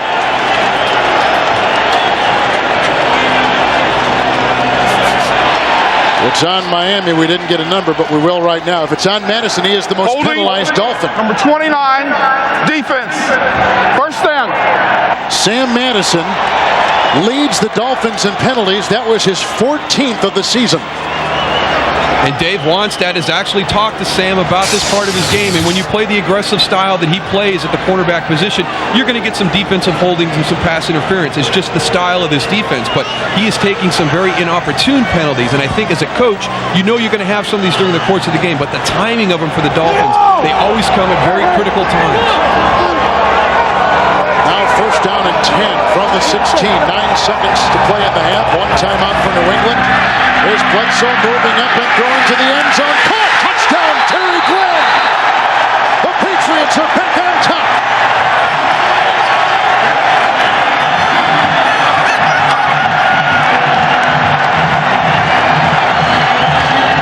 Pretty costly penalty against Madison. And Jason Taylor also earlier on that drive to take a 3rd and 10 and make it to a 3rd and 5 that was converted with the pass to Troy Brown. What a great job by the New England Patriots of coming back and scoring after having those 2 big costly mistakes and getting Miami back into this football game and in a hurry-up situation to finish the first half. A great job of poise and composure by the New England Patriots. We've got our 3rd lead change. That was a 16-yard touchdown pass to Glenn. And they now say they're going to review it upstairs. We are reviewing the ruling on the field. A coach should not call for this. This is not a challenge. It is reviewable only upstairs inside 2 minutes. Terry Glenn is going to be out to the left side of your screen as Drew throws the ball. That's a very easy call. That's 6. That is 6. Terry's at the top of the screen. He gets a good release off Sam Madison. He's trailing him the whole time, gives him a lean to the inside, and then breaks out to the outside. Interesting choice of play by Sam Madison, playing that type of trail technique in this situation. I don't know if he thought he had help over the top, but in a red zone situation, I don't know if the safety's even able to get there. A lot of people will play 4 of the DBs across the end zone, but this is a man coverage. I don't know what Sam was doing on that play. And he's going to the Pro Bowl again as a starter. This is something you don't expect from someone like Madison, nor this defense. You can't tell from there. We do not have a definitive view when it's inconclusive, they keep it on the field. They keep the ruling on the field. Well, one of those gave us a pretty good look at it. And Terry Glenn obviously had possession of the football. It didn't seem like there was any loss of possession as he hit the ground, or the ground aided him in securing possession as he completed the process. So interesting that they would choose to review. I don't know if it's because he turned his back and they didn't know, or the way that he comes up at the end, kind of cradling the ball. I like that view right there. That view, you almost get a better view, and I think he had. I think he embraces the ball to his chest. He's clutching onto it when he hits, knowing he's going to hit hard. You know, that's a good pass by Bledsoe, too. You know, he read the coverage in Madison, that trail technique you were talking about. So you throw it wide where Madison has no chance. Maybe Madison was hoping he could leap and knock it away had the ball been kind of flopped in the end zone. And he was kind of, it was kind of a lean to the post and a break to the corner, but Sam really wasn't fooled on the move to the inside. He really stayed with him to the outside. But his right arm, after reviewing the play, it should be a touchdown. The play stance is called on the field. We have a touchdown. His right arm. The receiver came down inbounds with possession of the ball. He clutched it with his right arm, and he braced himself with his left, and the ball fell on his left arm. All you had to do is ask Drew. He knew all the time. Sure he did. Another touchdown pass by Bledsoe. He's thrown 2 today, now for the season 17. He had 19 touchdown passes last season. Vinatieri with the extra point. So the Patriots, who took over at their own 20 with 2:13 remaining, go 10 plays, 80 yards. Bledsoe was a brilliant 6 of 9, and they get the touchdown pass, retake the lead, our third lead change of the half. And you can see right here by the standings, everybody knows for a long time New England has had no reason to play well down the stretch, but somehow Bill Belichick has kept his team focused and motivated. They knocked off Buffalo last week in blizzard-like conditions. It would have been very easy for them to mail that game in because of the way their season is gone. And they end up having what he called one of their best efforts as a team the entire season. And now, again, against Miami, who's playing for the AFC East title, they've already blown 2 opportunities at home. A team with nothing to play for, giving a team with everything to play for all they want. Just like last week when we had Kansas City and Denver, Minnesota, Green Bay. There was a lot of chances. Oakland, Seattle last week, and we're seeing it again this week. Teams with nothing to play for really playing well against teams that have a lot to play for. Jets on top by 2 over Baltimore. Jets led 14-0 in that one. 3 seconds left here. And here's the Vinatieri kickoff on the ground, as you might expect. Gobbled up and brought down. Hunter Goodwin jumps on the ball. The playoffs indeed start today for Miami. A win, they capture the division. They are in the postseason. A loss could mean anything, from a wild card to getting knocked out entirely. Dolphins have gotten some help from a Jason Taylor interception and a block punt by Brock Marion. But Bledsoe's 2 touchdown passes. Miami Dolphins and CBS Sports coverage of the NFL will continue after this message and a word from your local station. Drew Bledsoe has thrown 2 touchdown passes. The Dolphins have gotten an interception from Jason Taylor, a block punt from Brock Marion. It's cold. Kevin Harlan along with Moose Johnston. Merry Christmas. Happy Hanukkah. What do you think? Well, I think that New England is in the spirit of giving, and they're trying to give Miami the game right now. So I think the big thing is they earned all their points. They drove the length of the field, they got their touchdowns. But Miami, which is typical to their style and the way that they have success, had short fields. And you'll see here by the total yards, New England 213, Miami only 82, but 21 yards of those 82 produced 14 points. So if New England can just eliminate their mistakes and really be the Grinch for the second half and not give them anything, they'll win this football game. Bledsoe, the 2 touchdown passes with the interception. Tony Carter had a touchdown run. Jason Taylor with the interception. Brock Marion with the block punt. Hunter Goodwin with a touchdown reception. A rare tight end catch, let alone touchdown. And take a look at Jason Taylor, bound as well for the Pro Bowl, like his running mate, Trace Armstrong. So here we go, second half. Dolphins win, they capture the East. If they lose, it's up for grabs. And the kickoff by Olindo Motter. Curtis Jackson from the 10-yard line. Gets a block from Carter. Got a block from Orlick Johnson. And Trent Gamble from behind brings him down for Miami at the New England 32. There he is, was in there as well. 22-yard gain as you take a look at Drew Bledsoe, 28 years of age. And he needed just 21 yards coming into today for 3,000. He now has 3,000 passing yards for the 7th consecutive season. And that's impressive with a team that's 5-10 and really has only had production from their outside wide receivers, Troy Brown and Terry Glenn. They haven't had the production from the tight end or the running backs, and they've been in search of a third wide receiver the entire season. So those are nice numbers for Drew in a season that has been anything but nice for the New England Patriots. Dolphins win today. They'll get their 4th consecutive playoff berth. Their 4th consecutive year. Only Minnesota and Miami have done that if the Dolphins win. They lose, who knows? 1st and 10 for Bledsoe. Grabbed by Taylor. Ball goes flickering incomplete. Looking on the wing for Kevin Falk. Great pressure by Miami. 2nd down and 10 coming up.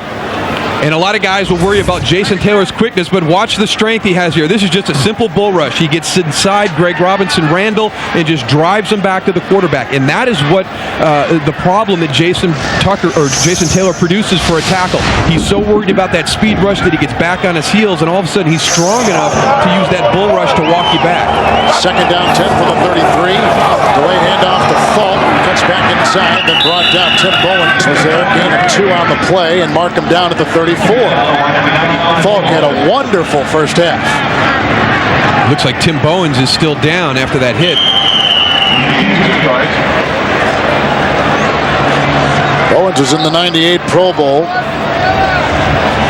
Mainstay in that line for the last handful of years after being a #1 pick out of Mississippi. Dolphin player is down. We have an injury timeout. Bowens limping off the field. Jermaine Haley takes his place. Haley is 2 years out of the CFL. 3rd down and 8 from the 35 for Drew Bledsoe.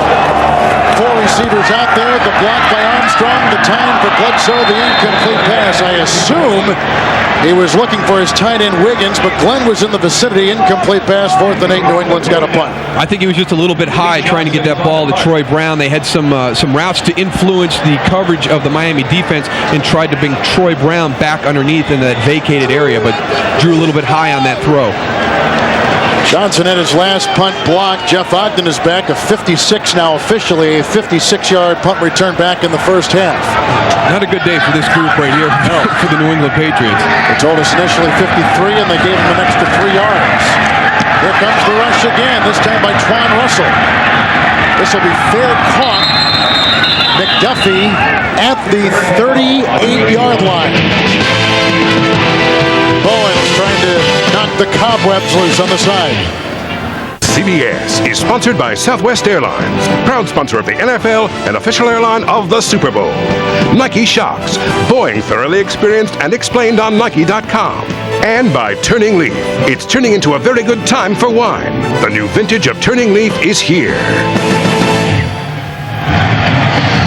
Kevin Arlen, Moose Johnston, Patriots on top, 21-17. 3 late changes. That is Rob Conrad out with a bad back, had a hip flexor last week. So Dion Dyer is taking his place right now, lining up in the slot, bottom of your screen. From the 38, Fiedler, who was injured himself earlier in the game. 1st down and 10 yards to go. Smith in the backfield. Blocked by Wade. Pass right on the money, and it's caught. Tony Martin grabbed by Langham at the New England Patriot 38-yard line. It's a gain of 25 and a Miami 1st down. And this is a great job just completely on this play. There was a blitz coming in. The offensive line does a great job with protection. And Tony Martin again on Antonio Langham. We talked about it in the first half with Oronde Gadsden getting up matched up with Antonio Langham. Now it's Tony Martin. So that is the key that they're looking for in their passing game. Weaver takes the place of Dion Dyer inside the 38. 1st and 10. Good block by Smith. Down the middle, bobble, and dropped by Gadsden. Boy, he was trilled. Although Brewski gets up with it, a whistle was blown, incomplete pass. He was trilled by Larry Wiggum. Almost cracked that protective shield. You can hear that all the way up here. There was something. Oh, man. Wow. Ho, ho, ho. Well, now he doesn't have to worry about his toes anymore because his head is going to hurt so bad right now, he'll forget about those toes. Merry Christmas.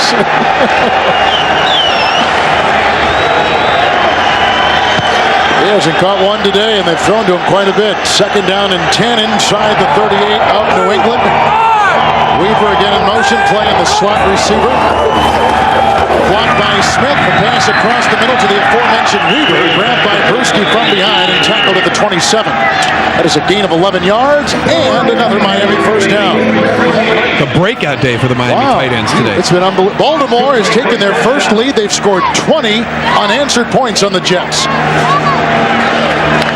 And I think that's what everybody thought was. I mean, the Jets getting up 14-0. That was the surprise to me with the defense that Baltimore has. But the best thing for Baltimore is the way they've come back offensively, because that has been no problem this year. 27-yard line, first down and 10 yards to go. Dyer is back in as the first back in the eye. It's Smith running into his own blocker. And then doused in the backfield by Lawyer Malloy and Bobby Hamilton and Chris Slade. A loss of 5 on the play. Push it back to the 32. And Henry Thomas just took Tim Ruddy and took him back into the backfield. Totally disrupted that play. And this is that perimeter running game that Miami does. It's kind of a slow play that gets to the outside. And if you don't get your down blocks inside, because they will pull linemen, it's very easy to disrupt that play right from the start. Yards on the ground. Both these teams wanted to run today. 2nd down and 15. Sack pushes him back to the 32. Short drop by Fiedler. Quick throw. High percentage pass, which is reeled in by Gadsden. First catch today. Tackle made by Wiggum and Otis Smith. A gain of 11 on the play to the 21 of New England. Monday on CBS. Join Charlie Brown and the Peanuts Gang for a holiday classic you love. Charlie Brown Christmas. Everybody Loves Raymond. Twice. Becker Family Law. All tomorrow on CBS.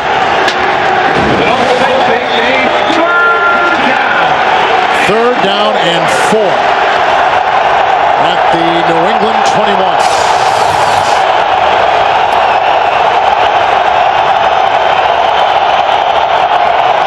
Gadsden on the move. Snap to Fiedler. Blocked by Genson. Here comes Antoine Harris, and he is sacked.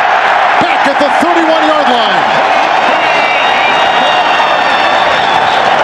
He is a rookie from Virginia. He was untouched and uncovered and made a beeline to Fiedler. First sack today given up by Miami's offensive line. And it comes from the backside, and it comes off the slot right here. You've got too many guys coming and not enough guys to block, and Antoine Harris comes free.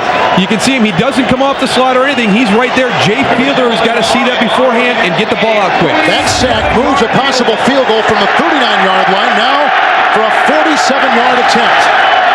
He's hit 16 consecutive field goals, and that is no good. Morey's last miss Monday night at the Meadowlands against the Jets. And in a vital game for Miami, he misses here. His first miss in 17 kicks. 10.5 to play in the 3rd. Virginia rookie Antoine Harris's first career sack. He pushed him from a 39-yard field goal try to a 47-yard field goal try. Morey misses for the first time in his last 17. It turns over now at the 37-yard line. 1st and 10 for Drew Bledsoe. And the handoff to J.R. Redmond.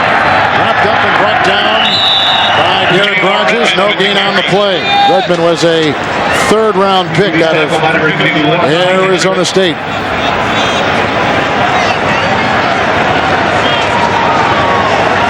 (21-17), 2 Bledsoe touchdown passes.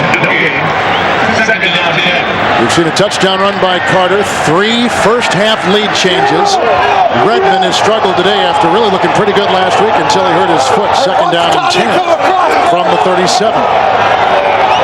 Now the empty backfield. 4 receivers. Bledsoe, quick drop. Woody with the good block and the pass outside, whistling over the head of Glenn, covered by Madison. Glenn caught a first-half touchdown pass. Flag is down on the play at about the 41.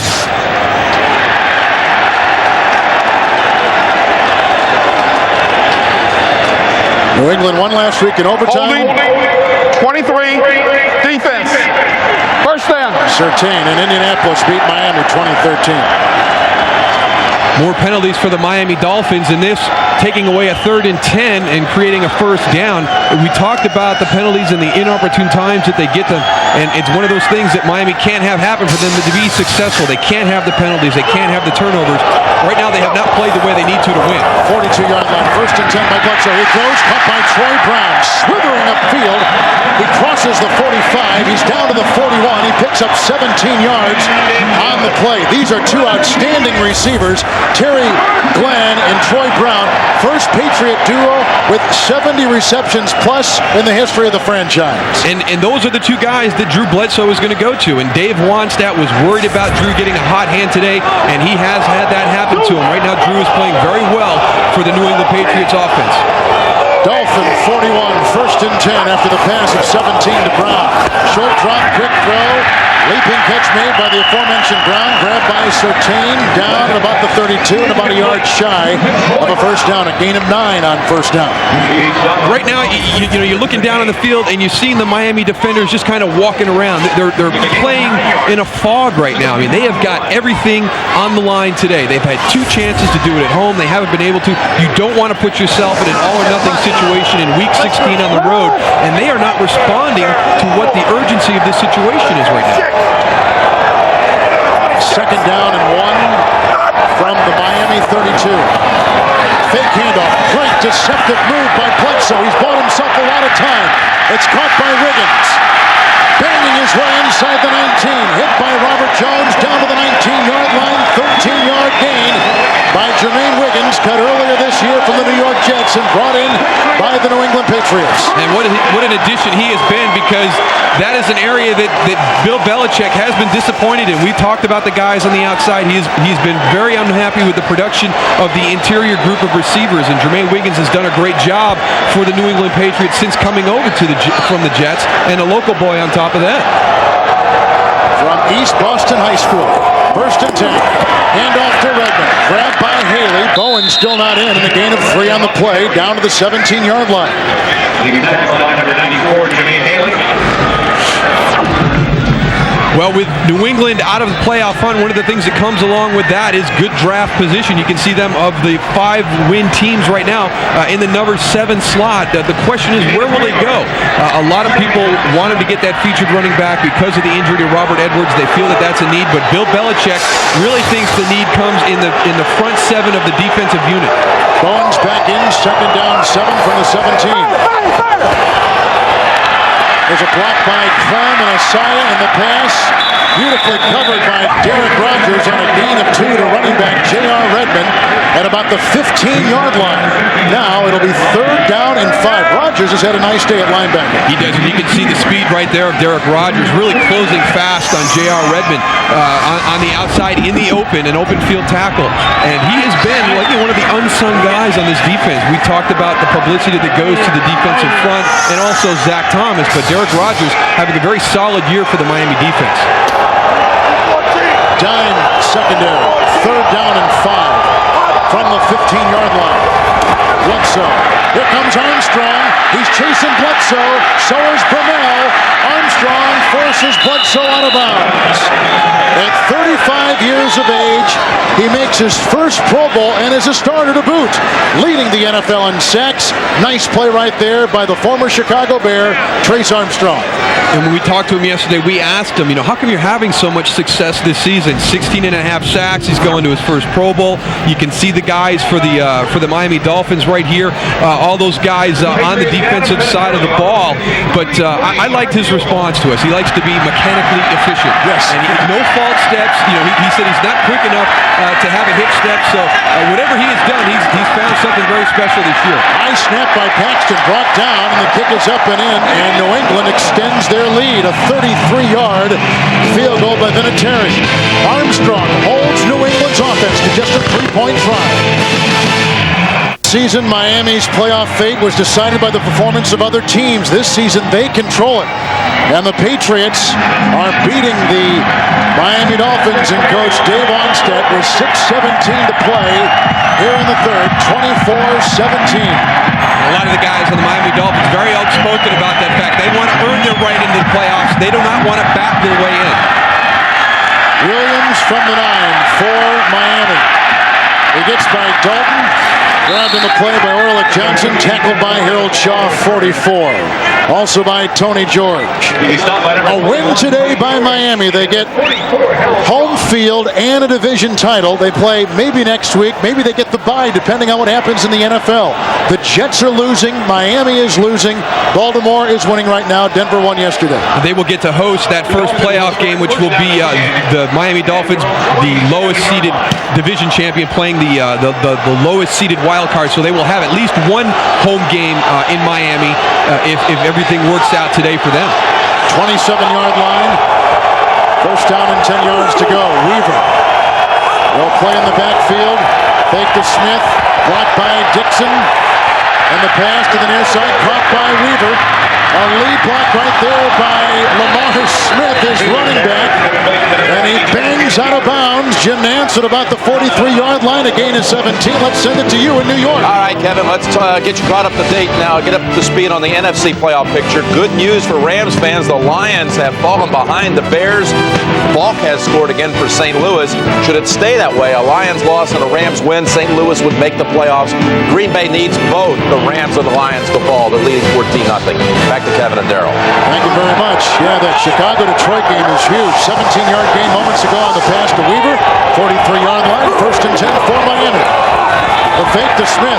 Winding up, Fiedler going deep. His receiver got tangled up and a flag is thrown. They were going deep for Gadsden, got tangled up with Antonio Langham, and I think, Darryl, you called this earlier today that they were going to be picking on Langham. They will look for that matchup as much as they can. Number 38, defense. First down. Because Ty Law is out, and Martin right now is going to be on Langham. And we've seen a couple of pass completions down the field, but then we've also seen 2 pass interference penalties. And right there, I will accept that from Antonio Langham. He got beat on a double move, and it's better than letting the guy run by you and making a touchdown catch. Take the guy down, make sure you don't give up the easy score, and see if your defense can hold him in this position. But to me, that is a good pass interference penalty by Antonio Langham. O.J. McDuffie is in, 37-yard line. On the pass, going deep, and they're looking for Gadsden. Leaping try, incomplete, covered by Smith. No yellow on the field. It'll be second down and 10. Want to watch the playoffs in person? Just log on and buy tickets online at NFL.com. Kevin Harlan, Moose Johnston, and our crew here in Foxborough. Happy holidays, everyone. 37-yard line. 3 consecutive years, Miami has played their last game of the season on the road. They've lost all 3 games. They want to change that trend today. Some very bad history for the Miami Dolphins coming up here to play this game today. That's why they didn't want an all-or-nothing situation today. Second down 10, inside the 38, blocked by Weaver. He's being chased by McGinnis, and McGinnis will douse Lamar Smith.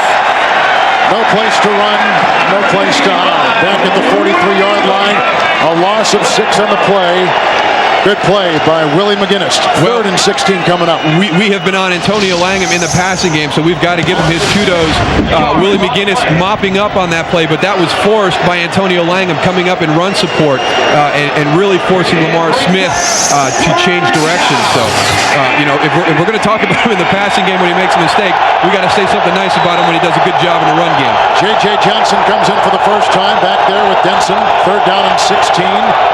Back now at the 43. 3-man rush. Time for Fiedler. Outside for J.J. Johnson. Dancing on the wing. Brought down by Serwanga and Tony George on a gain of 8. There's George, who played at Florida.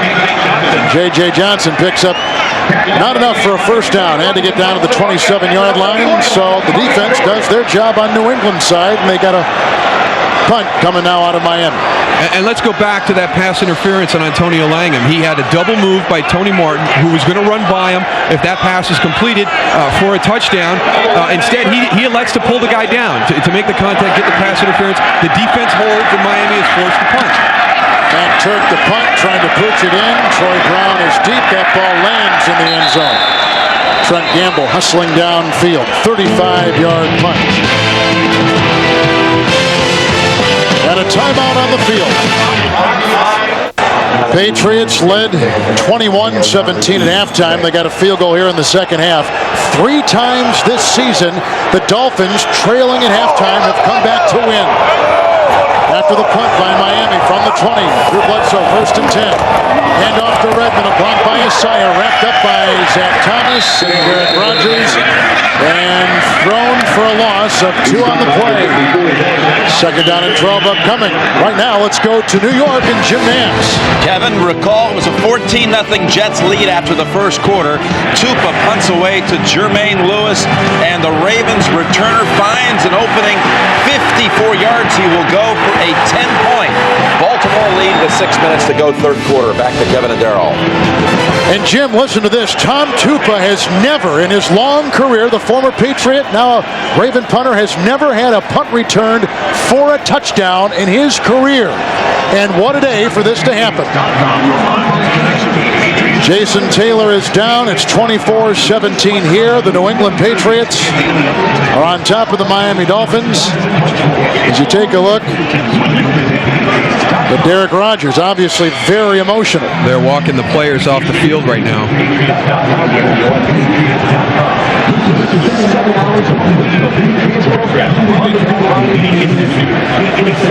Taylor had a first half interception, which set up a touchdown. You saw his leg move, and that's one of the first things you look at.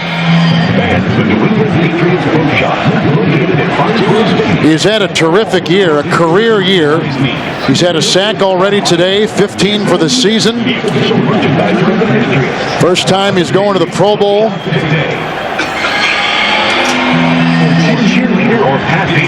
I think I see him getting up. I do too. Lifting the top part of it. There he goes. Is that a good sign? Is that a good sign? Because the reaction of Derek Rodgers in that situation brought back some terrible memories for people that have followed the game of football in the NFL. Tonight on, as you take a look at Derek Rodgers, tonight on 60 Minutes, if you think you know Dikembe Mutombo on the basketball court, wait until you meet him off the court with Ed Bradley tonight on 60 Minutes. Then spend Christmas Eve with Touched by an Angel, followed by Angela Lansbury and a CBS Sunday night movie, Mrs. Santa Claus, all here. Don't miss it tonight on CBS. I think you and I just want to spend Christmas with our families. That's kind of the idea about Christmas. It is, yeah, family. Nothing against Touched by an Angel, but we'll watch that with our families. Taylor is out. Armstrong and Mixon are the ends. 2nd down, 11. That was Armstrong jumping. Empty backfield. Falk on the near side from the 19. Bledsoe winding up down the middle. He's got his tight end Wiggins. He's being chased by Rodgers. It's a foot race and he knocked it away. It's loose. Brian Walker will try to pick it up. It's loose in the end zone. Recovered by Brock Marion and Miami.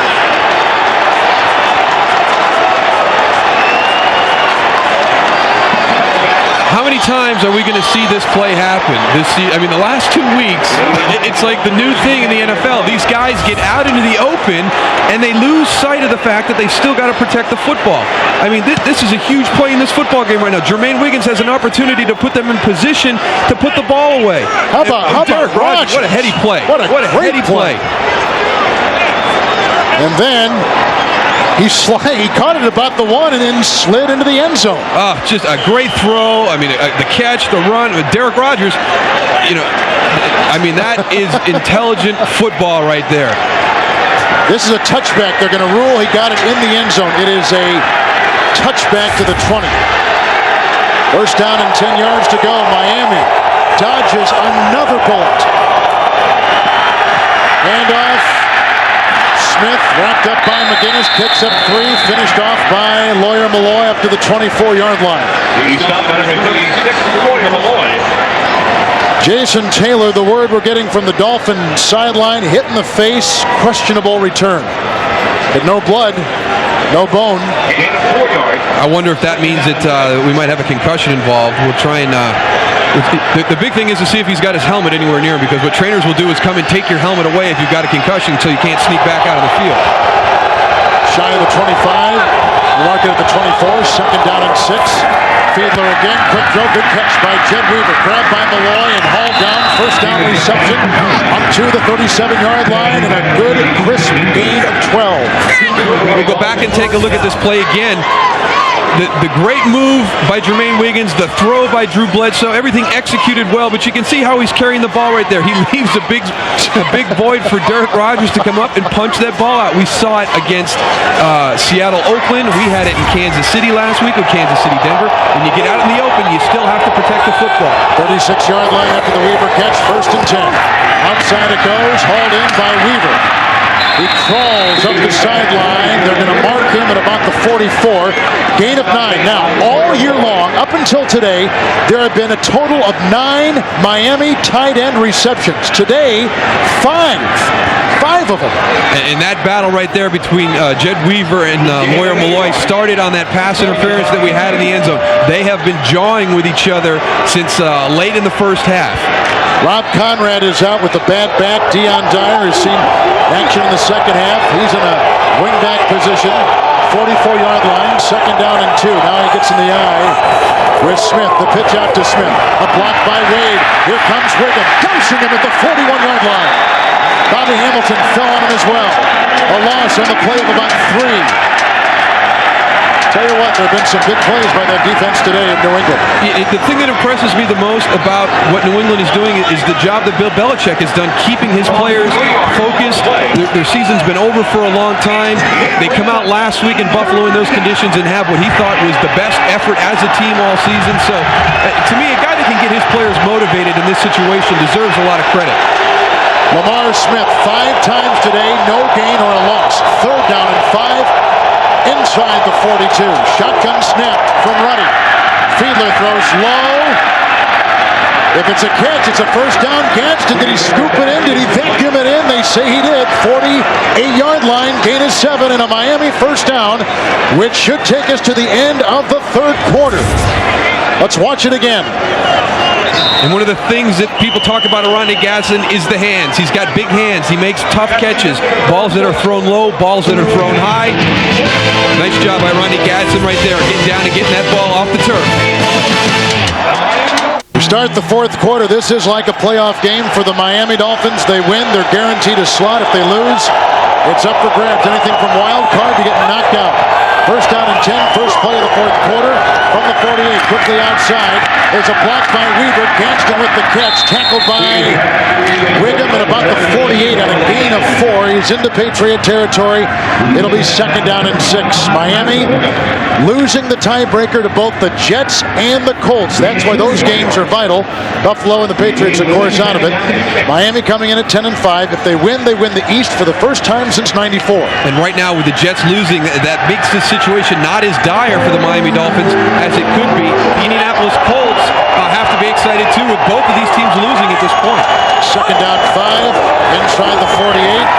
Play action by Fiedler, winding up, going deep. He's got Morton, knocked down by Lawyer Malloy, incomplete. Martin was open, Langham had fallen, and Malloy saved the day. Incomplete pass. Well, what happens is they've done this before. They did the double move, and they do it again, and Antonio Langham bit on it again. That's why he stumbled coming out of the break. Great range by Lawyer Malloy, coming all the way from the middle of the field. He got a great jump on the ball. He saw the play. He saved the game. He saved the touchdown right there. 3rd down and 5, inside the 48. Well, he has had a great game today in the passing game, in the run game, playing physical. The running shotgun snap. And the pass. Leaping catch made, and it's Jeff Ogden with the grab, 35-yard line, and he moves the chains in a 1st down for Miami. 12-yard gain. He had a 56-yard punt return back in the 1st quarter. Right now, they're doing a good job of finding the holes in the zones of the New England Patriot defense. This is the 2nd time on this drive that they have completed a pass around 4 defenders. They're finding those little pockets in the zones. Fiedler has been spectacular on 3rd downs today. 6 different receivers, 6 of 6 through the air. Now from the 35 of New England, 1st and 10. Empty backfield. There goes Smith. There goes Fiedler to throw. Great time. Runs out of the pocket. Breaks the grasp of the defender Hamilton. Runs down the sideline and then belts it in the chalk. That is a flag and should be more. Slade with the hit. It was well out of bounds. 16-yard gain as it stands in in the scramble by Fiedler. Personal foul. Unnecessary roughness. Number 53, defense. Late hit out of bounds. First down. Well, obviously, Jay Fiedler taking advice from Dave Wannstedt. He wanted to see him get out and run a little bit more when things broke down, and he has done that very well today. Chris Slade, I don't know what you're thinking. I don't know what you're thinking. He is clearly going to step out of bounds. He's in the white when you hit him. Chris is a good football player. He's a smart football player, but he lost his composure right there. J.J. Johnson is in the backfield with Smith. It's first down and goal at the New England 9. McDuffie is in motion. The fake handoff to Smith to the end zone. Fiedler and caught out of bounds by J.J. Johnson. Incomplete pass. Second down and goal.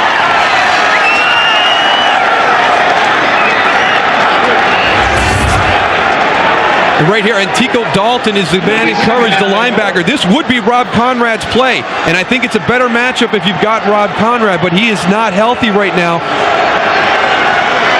Interesting matchup right there. Antico Dalton, a guy not really used a lot in defense right there, getting matched up man-to-man in the red zone. Second down and goal at the 9. Only team to score on every goal-to-go situation this year.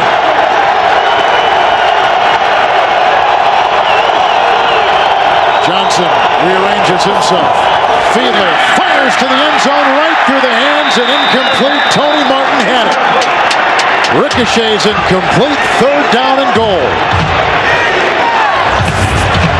And we got that matchup that they've been looking for all day again. It's Antonio Langham. He gets away with a little bit of a shove right there. The stumbling comes because he got caught up in the feet, but there was a little bit of a shove at the top of that route by Tony Martin, so he got away with one.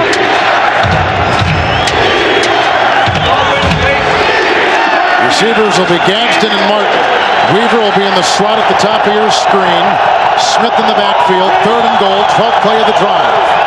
At the 9. Fiedler outside. Caught by Gadsden. A block by Weaver. He's grabbed by McGinnis and brought down at the 10. Interesting play call. And the defense of New England will force the Miami offense off the field, holding him out of the end zone. McGinnis made that play click, and now Miami is relegated to a 3-point try. And it's that wide receiver screen. You can see Jed Weaver getting out there. The offensive lineman coming out to get a block, but 3rd and 10 at the 10-yard line. I'm a fan of throwing the ball down the field and not throwing it behind the line of scrimmage. They've used that play a couple times today with not a lot of success, so interesting play call right there by Chan Gailey. 28-yard try, high snap. Another miss by Murray! He had hit 15 consecutive free throws coming in. He hit his first one today. He's missed.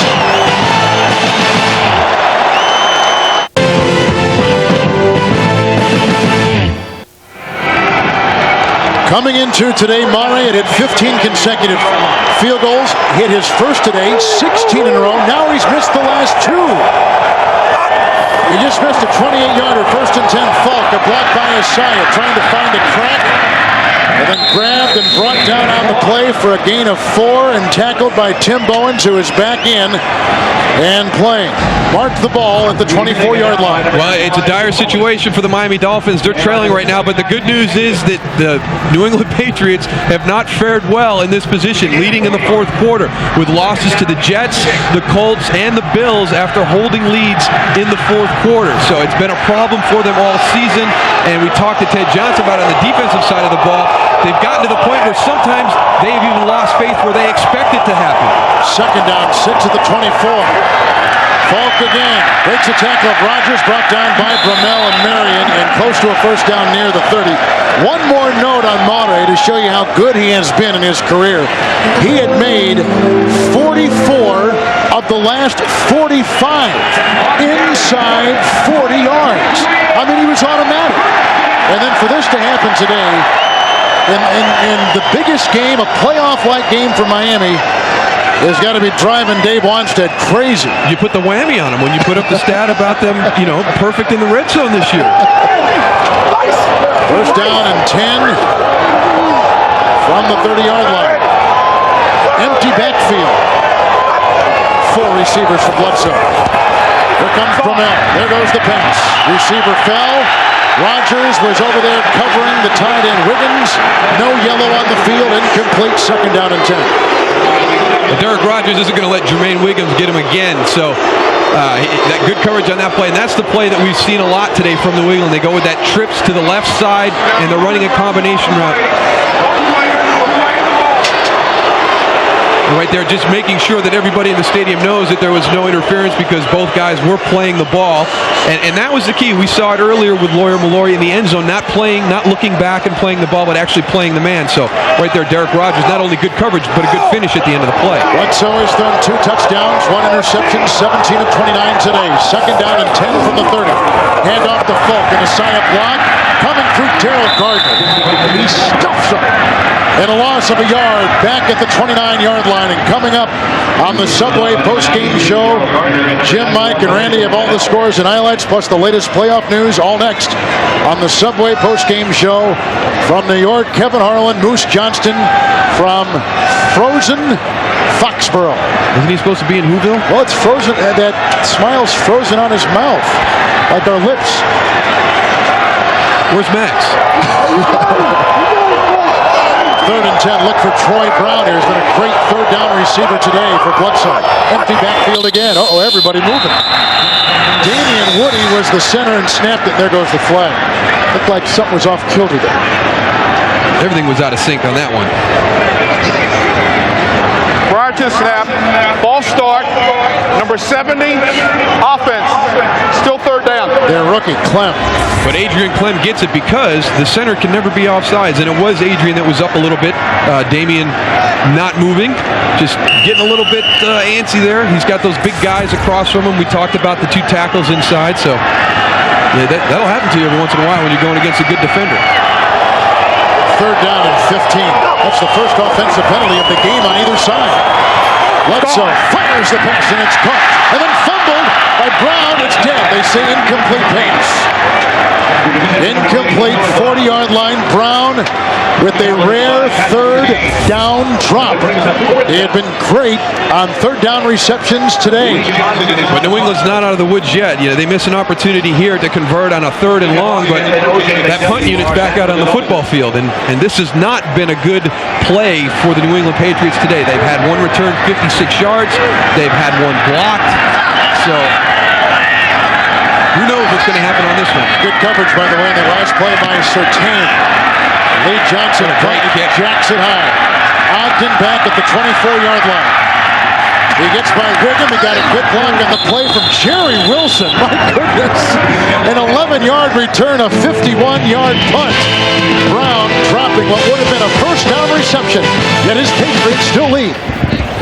On CBS is sponsored by Dell. Rogaine Extra Strength for Men. And by NASDAQ.com, who can tell you more about stocks than the stock market.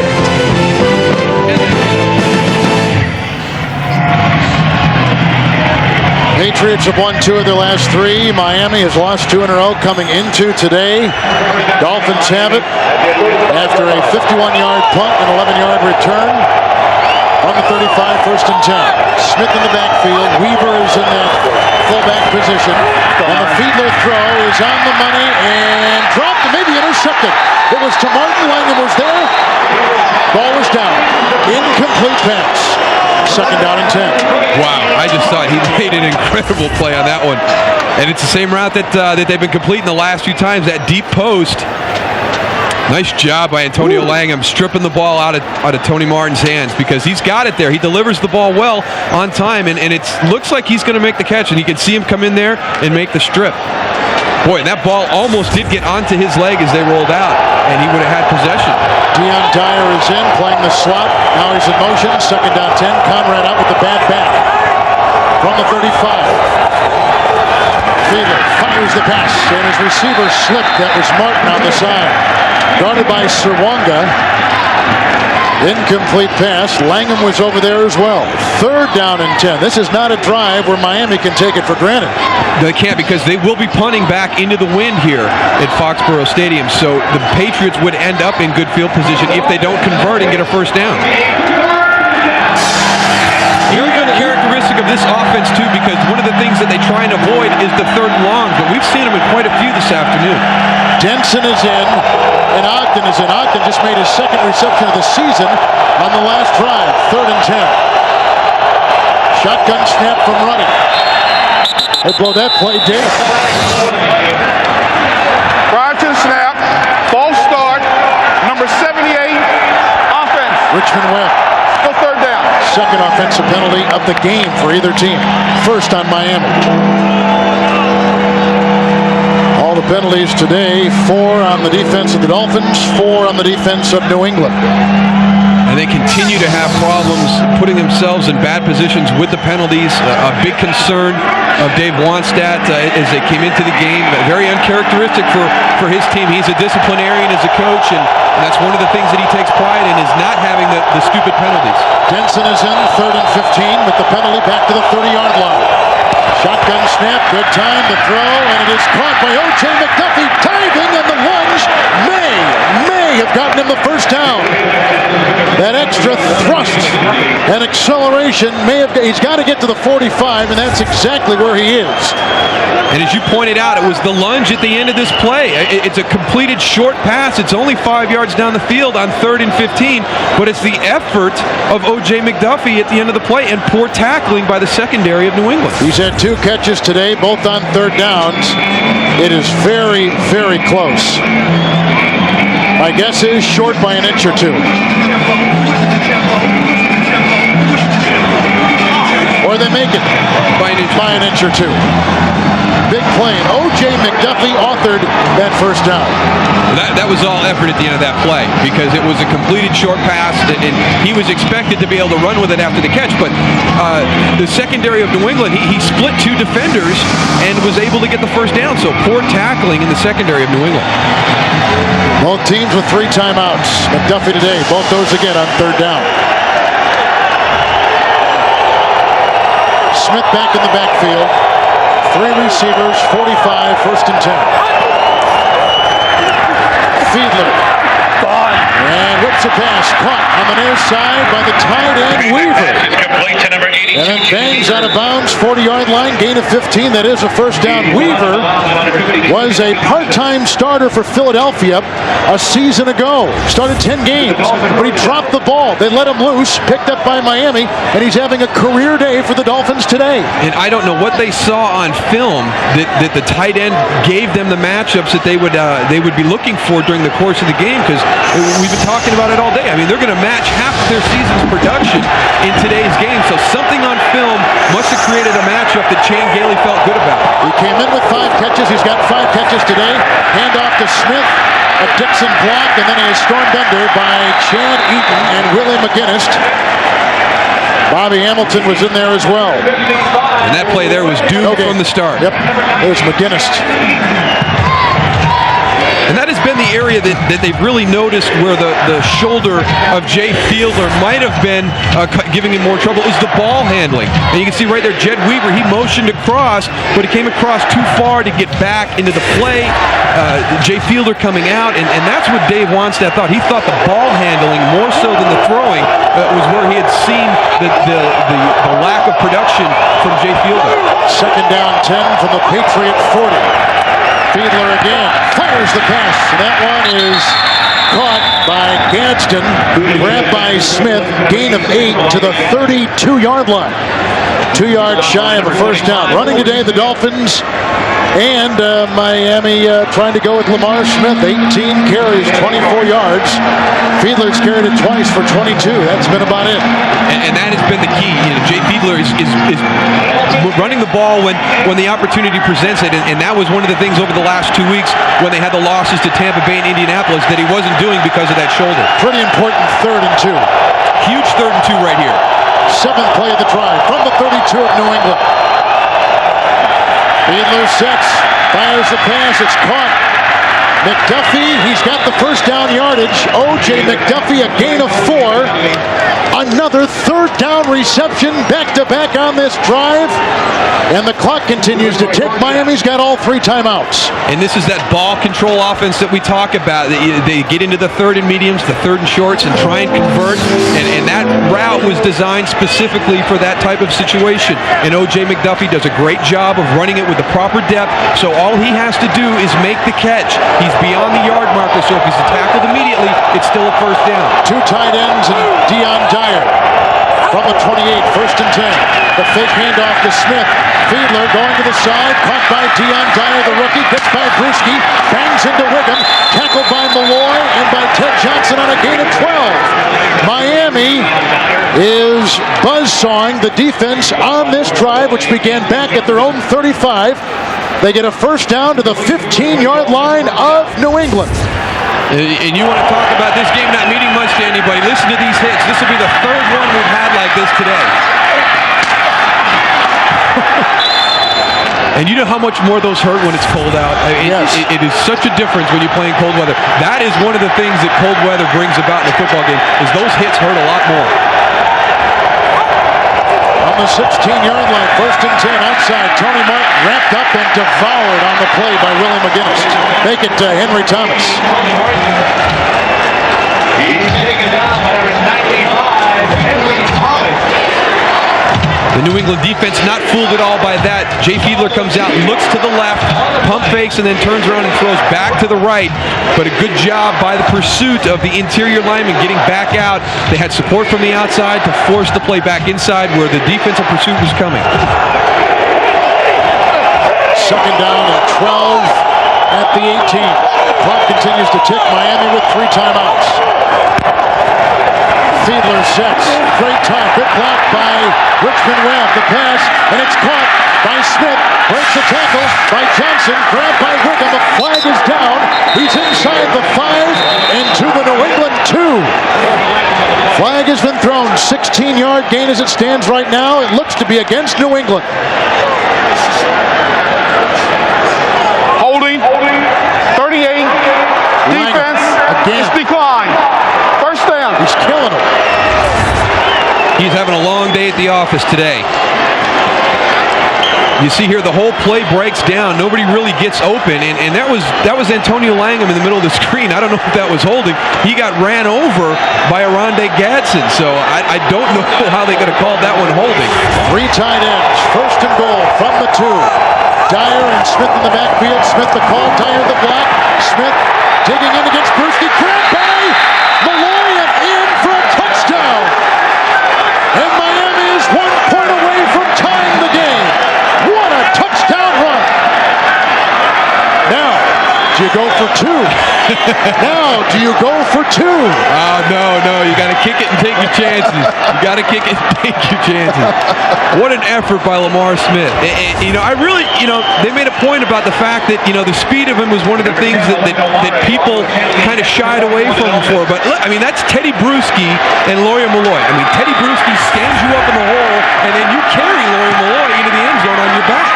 2 touchdowns today by Smith. The extra point is in. We're tied at 24 with 4:09 to play.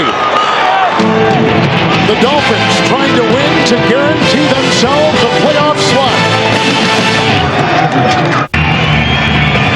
Dolphins trailed at halftime. They were down 24-17. Smith has 2 touchdown runs today. Moments ago, his touchdown run, breaking a couple tackles on the way in with the extra point, tied the game. And the Monday kickoff is short. Curtis Jackson at the 17 off the Rams practice squad. Running outside, breaks the tackle. Reached by Kevin Williams, brought down by Quan Russell. 24-yard return. You can only imagine the feeling in the gut right now of Dave Wannstedt. Tied at 24. On CBS is sponsored by Blockbuster, bringing entertainment home. And by Saturn, now with 2 distinctively different car lines, the L Series and S Series.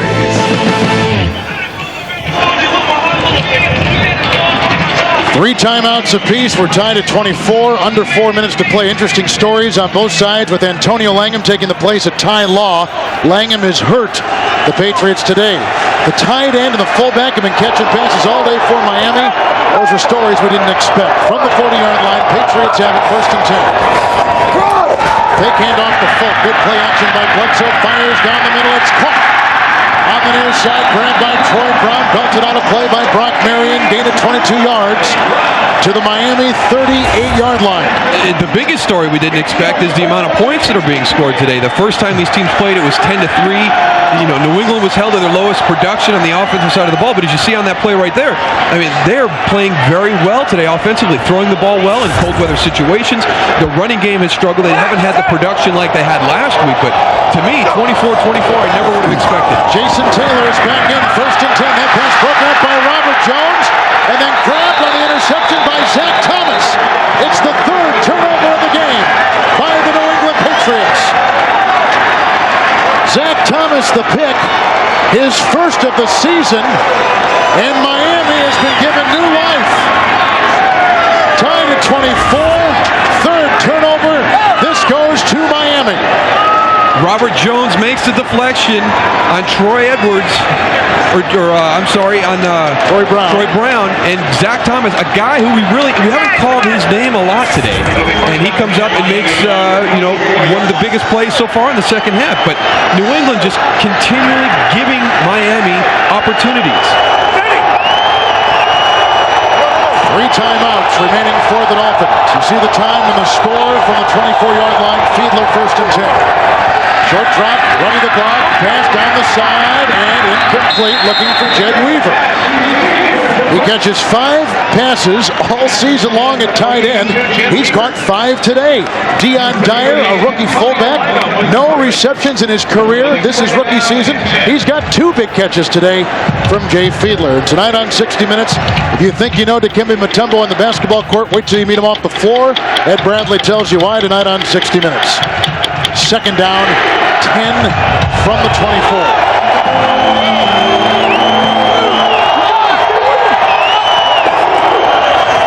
It's Smith, Weaver a block, Wade a block, and that's not going to stop the rush by Bobby Hamilton, who has been a wonderful offseason acquisition. He played for the Jets, reeled in by Bill Belichick, his defensive coach last year with New York, now his head coach in Foxborough. And that is the way that you shut down the running game of the Miami Dolphins with some great play from your defensive ends. And Bobby Hamilton and Willie McGinnis both have done a very good job today of shutting down that perimeter-style running that the Miami Dolphins like to use. Well, a pretty big 3rd and 9 play. How about Jeff Ogden again, huh? Well, you know the guy that they're going to go to is Tony Martin. He's been their 3rd down guy. They go to Denson instead. With blockers ahead, there was a good block given by Donnelly, and he's got the 1st down. Clock continues to tick. Denson up to the 37-yard line. Brought down by Eaton and Malloy. And with no Thurman Thomas because of the season-ending injury, Denson has stood up. A 12-yard gain on 3rd down and 9. And here's that little screen again. They got away with a penalty right there because there was a guy engaged and the offensive lineman came out and chopped. Very lucky to have gotten away with that penalty. But again, they throw a screen pass on 3rd and 9 and make the 1st down. 1st down and 10 from the 37. Both of Denson's catches today, both by the way on 3rd down. Fiedler outside, goes to Weaver, lost his footing and tumbles downward. Make it Hunter Goodwin, who caught a touchdown reception earlier today. And he picks up 2 and struggles to get up. We're at the 2-minute warning and we're tied at 24 in Foxborough, Miami, and New England. It's not the worst day of Monte's career, but it is feeling like one. He's missed 2 field goals today after coming into today, hitting 15 consecutive field goals. 2nd down and 8. Dolphins, with their timeout situation, have 3 left. From the 39. Fiedler throws, ball is caught once again by O.J. McDuffie. Crossing midfield, down to the Patriot 48, tackled by Langham, picks up 13 yards. Well, he has been huge on the last 2 drives for the Miami Dolphins. You remember the play where he lunged for the 1st down on 3rd and 15, which got him in the position to tie the game up, and now making another big conversion right there on a 2nd and 8. Denson remains the running back, 4 receivers, including Ogden in the slot bottom of your screen. 1st and 10, Miami at the New England 48. The ready snap. Fiedler looking for a block. Has to get down to the 38. Being chased by McGinnis and ridden out of bounds. At the 48-yard line. May have lost a half yard on the play. If the Dolphins win, they win the division for the first time since 1994. If they lose, they could end up anywhere from a wild card to out of the playoffs altogether. Unbelievable that it's this exciting coming into the last week of the season. There's so much unknown right now as the playoff situation starts to unfold on the last week of the season. Second down and 10. Just outside the New England 48. Miami with 3 timeouts, 1:19 in regulation. Blitz design pass is caught again, this time by Gadsden for 5. Belted by Smith. Mark him at the 43-yard line. And Miami wisely will take one of their timeouts with 1:09 to play in regulation. Longest field goal, as we take a look now at some of these things, by Mare. 54 yards in his career. This year, 48. Subway postgame is on deck. A lot of things to work your way through. I just saw that Green Bay and Tampa Bay were tied at 14 in the fourth quarter over at Lambeau Field. Jets in Baltimore. It's been a big game all day long.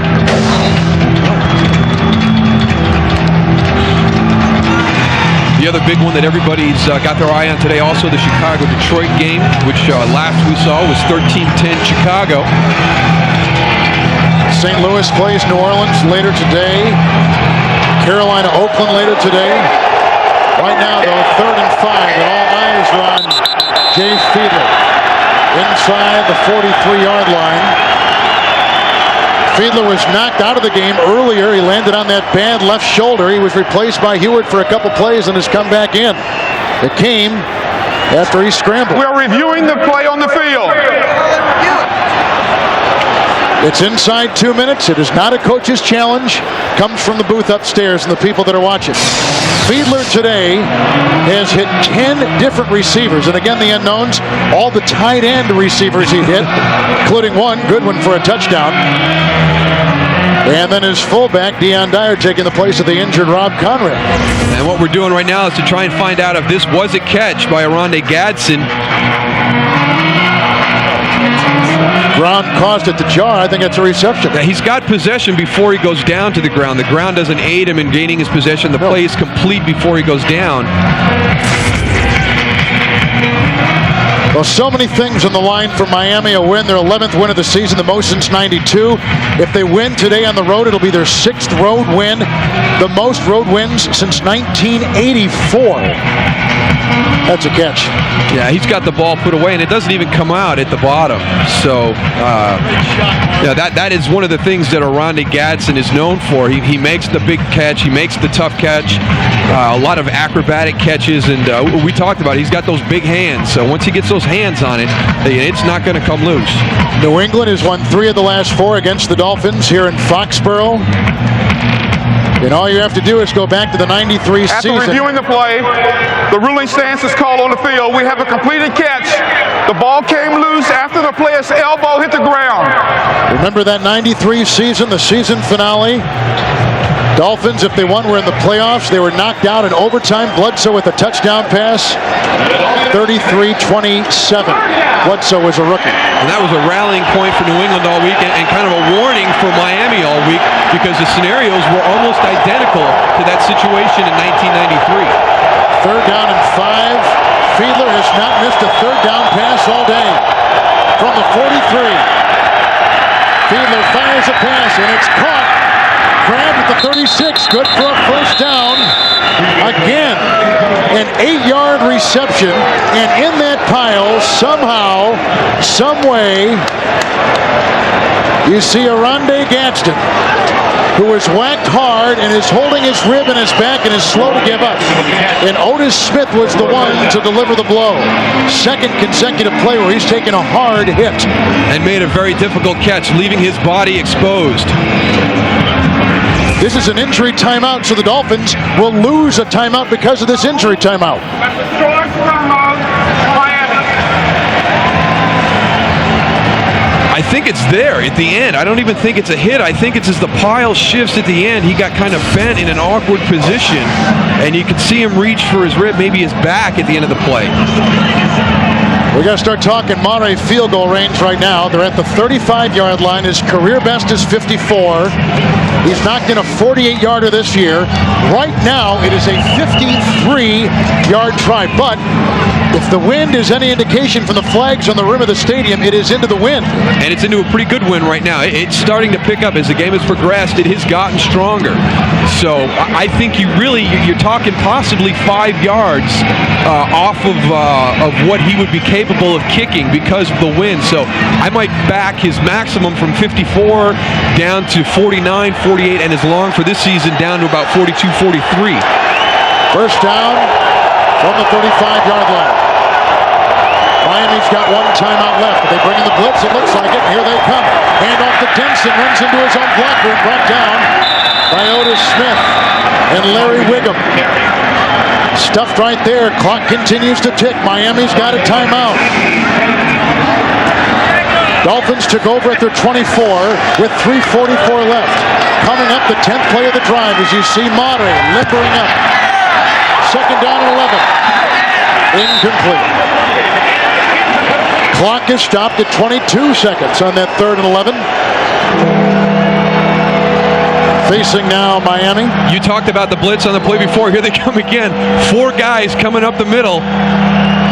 Jay Fiedler lucky to get that ball out of there. It'll be interesting to see what Bill Belichick decides to do now on 3rd and 11. They had the running play. He brought a max blitz on first down. They had that second down and long. He brought max blitz again. I'd say he would go into the zone this time. Earlier in this drive, they kind of baited that all-out blitz look and then pulled back in, almost picked off a slant route. 3rd and 11 from the 36. Fiedler fires a pass. It is caught. It's in the middle of the field. They're going to have to take a timeout. A 5-yard gain by O.J. McDuffie. The clock is stopped at 15 seconds. Miami has burned their final timeout. Well, we talked about what the effect the wind would have. Right now, we're looking at a 48-yard field goal, and that, to me, puts it at about his maximum distance. And Monterey is coming onto the field, so he will attempt a 48-yard field goal. And this is going to be right at that level. I mean, this is going to be about as far as you can go.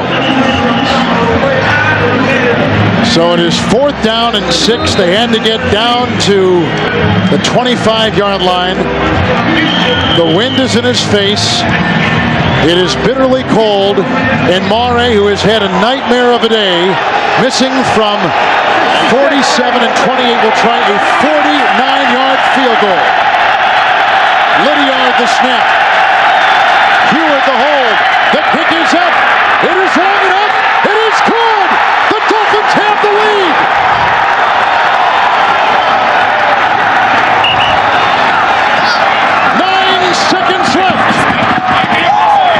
A season-high 49-yard field goal by Monterey.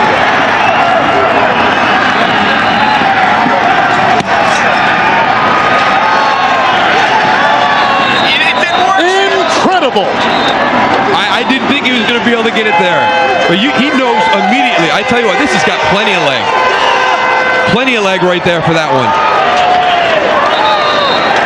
Everything was perfect. The snap, the hold, and he knew it right when he kicked it. Boy, I tell you what, he threw a lot into that one, too. A different approach as he comes through, and he just drilled it. He knew it was down the middle as soon as it came off his foot. 9 seconds left. The Dolphins have a lead. It is the 4th lead change in the game. And that's about the way the season has gone for Bill Belichick. Always close, but just never enough. This team has been in so many close football games and has never been able to find a way to win. We talked about their blown fourth-quarter leads before, and that sums it up for all the guys. Larry Malloy, he played an outstanding football game today in the passing game and in support and the run defense. But New England could not eliminate the miscues. They had the block punt. They gave him a 1st and 10 or a 1st and goal at the 9. The interception deep in their territory. It's a short boot. And it is picked up on the play by Teddy Bruschi, sliding into the 40-yard line, 7 seconds left. By the way, Jay Fiedler on that drive was wonderful, 6 of 8. And now, defensively, what do you want to do if you're Miami? How about a little deja vu for me and you? You bring in Michael Bishop and throw the Hail Mary that we had here earlier in the season? We saw it against the Indianapolis Colts just before halftime in this stadium. They've got the wind at their back. They've got Drew in there right now. Is Michael Bishop, though, he's the third quarterback, inactive? From the 40-yard line, first and 10, that ball knocked away from behind. It's loose, and Bledsoe thinks it's alive. It's still loose and picked up by Troy Brown, and now they've wiped it in. Where are the flags? There goes the flag, and where's the whistles? No time remains. The Dolphins are celebrating. Jason Taylor knocked that ball away. But they called incomplete pass, so all that stuff after the play. Exactly. But where was the whistle? I didn't hear him up here either. They've got to put time back on the clock. We think. We have an illegal forward pass on the offense. The game is over. That's it. The Miami Dolphins have won the AFC Eastern Division title, their first since '94. They have their 11th win, the most since '92. They're in the playoffs for the 4th consecutive year. This is not the illegal forward pass. Now, they considered that a fumble, but here's the... Where's the whistle? Now they called the sec. There's the flag right there. Again, thank you to all of our season ticket holders. That's it. The Dolphins are going to the playoffs. They will host the first-round game. Final 27-24 Miami. For Daryl Johnston, Kevin Harlan saying so long from Foxborough. You've been watching the NFL on CBS, home of Super Bowl 35. We're starting to shape up. Some teams are in and out as of this hour. Welcome to the Subway Post-Game Show. Jim Nance here with Mike Ditka and Randy Cross. Here's what we know as of this minute. The Rams are in, the Lions and Packers are out, and the Dolphins have won the AFC East. The Colts and Steelers still have hope because the Jets are losing, and should the Jets drop this game, the Colts could win a spot by beating the Vikings this afternoon. Should they fall, the Steelers would claim it with a victory. Mike, get us up to speed on the Jets. I'll tell you what, they came out hot. They started with the flea flicker. Martin goes back to Testaverde, and he gets it to Diedrich Ward for a touchdown, wide open. They were up 14-0 real quick on no-huddle offense, but back to watch the play by Dilfer here. He gets hit, he's falling backwards, throws the ball, finds Quadri Ismail in the corner of the end zone for a touchdown. They're back in the game. This was the killer play right before the half. Oh, unbelievable. Chris McAllister, 97 yards, I think it was, for a touchdown. He threw 4 picks in this game so far, Testaverde. The Jets offense and the Jets special teams have made a lot of big plays the other way. Right before the half, they get the 98-yard run back and a 2-point try to go into the locker room with a lead. And how about Jermaine Lewis? Here it goes. Jermaine Lewis for a touchdown on a punt return. This is 1 of 2 that he had. So right now, I think Baltimore's up by 14 points. And here's the other one just a moment ago. The significant thing here, Randy, is Tom Tupa doesn't do this. He had not had one return for a touchdown in his career. But I don't know 2 in one day. I don't know if you blame the punter for that or the guys who are covering the punt. Oh, that's easy. Not the kicker. 2 1/2. The Jets must win to make the playoffs. And should the Jets lose, the Colts will be playing for a playoff berth if they can defeat Minnesota, and that game's about to kick at Indianapolis. Now, should the Colts lose and then the Steelers win at San Diego, that would put Pittsburgh, of all unlikely scenarios, put the Steelers into the playoffs. Now, what about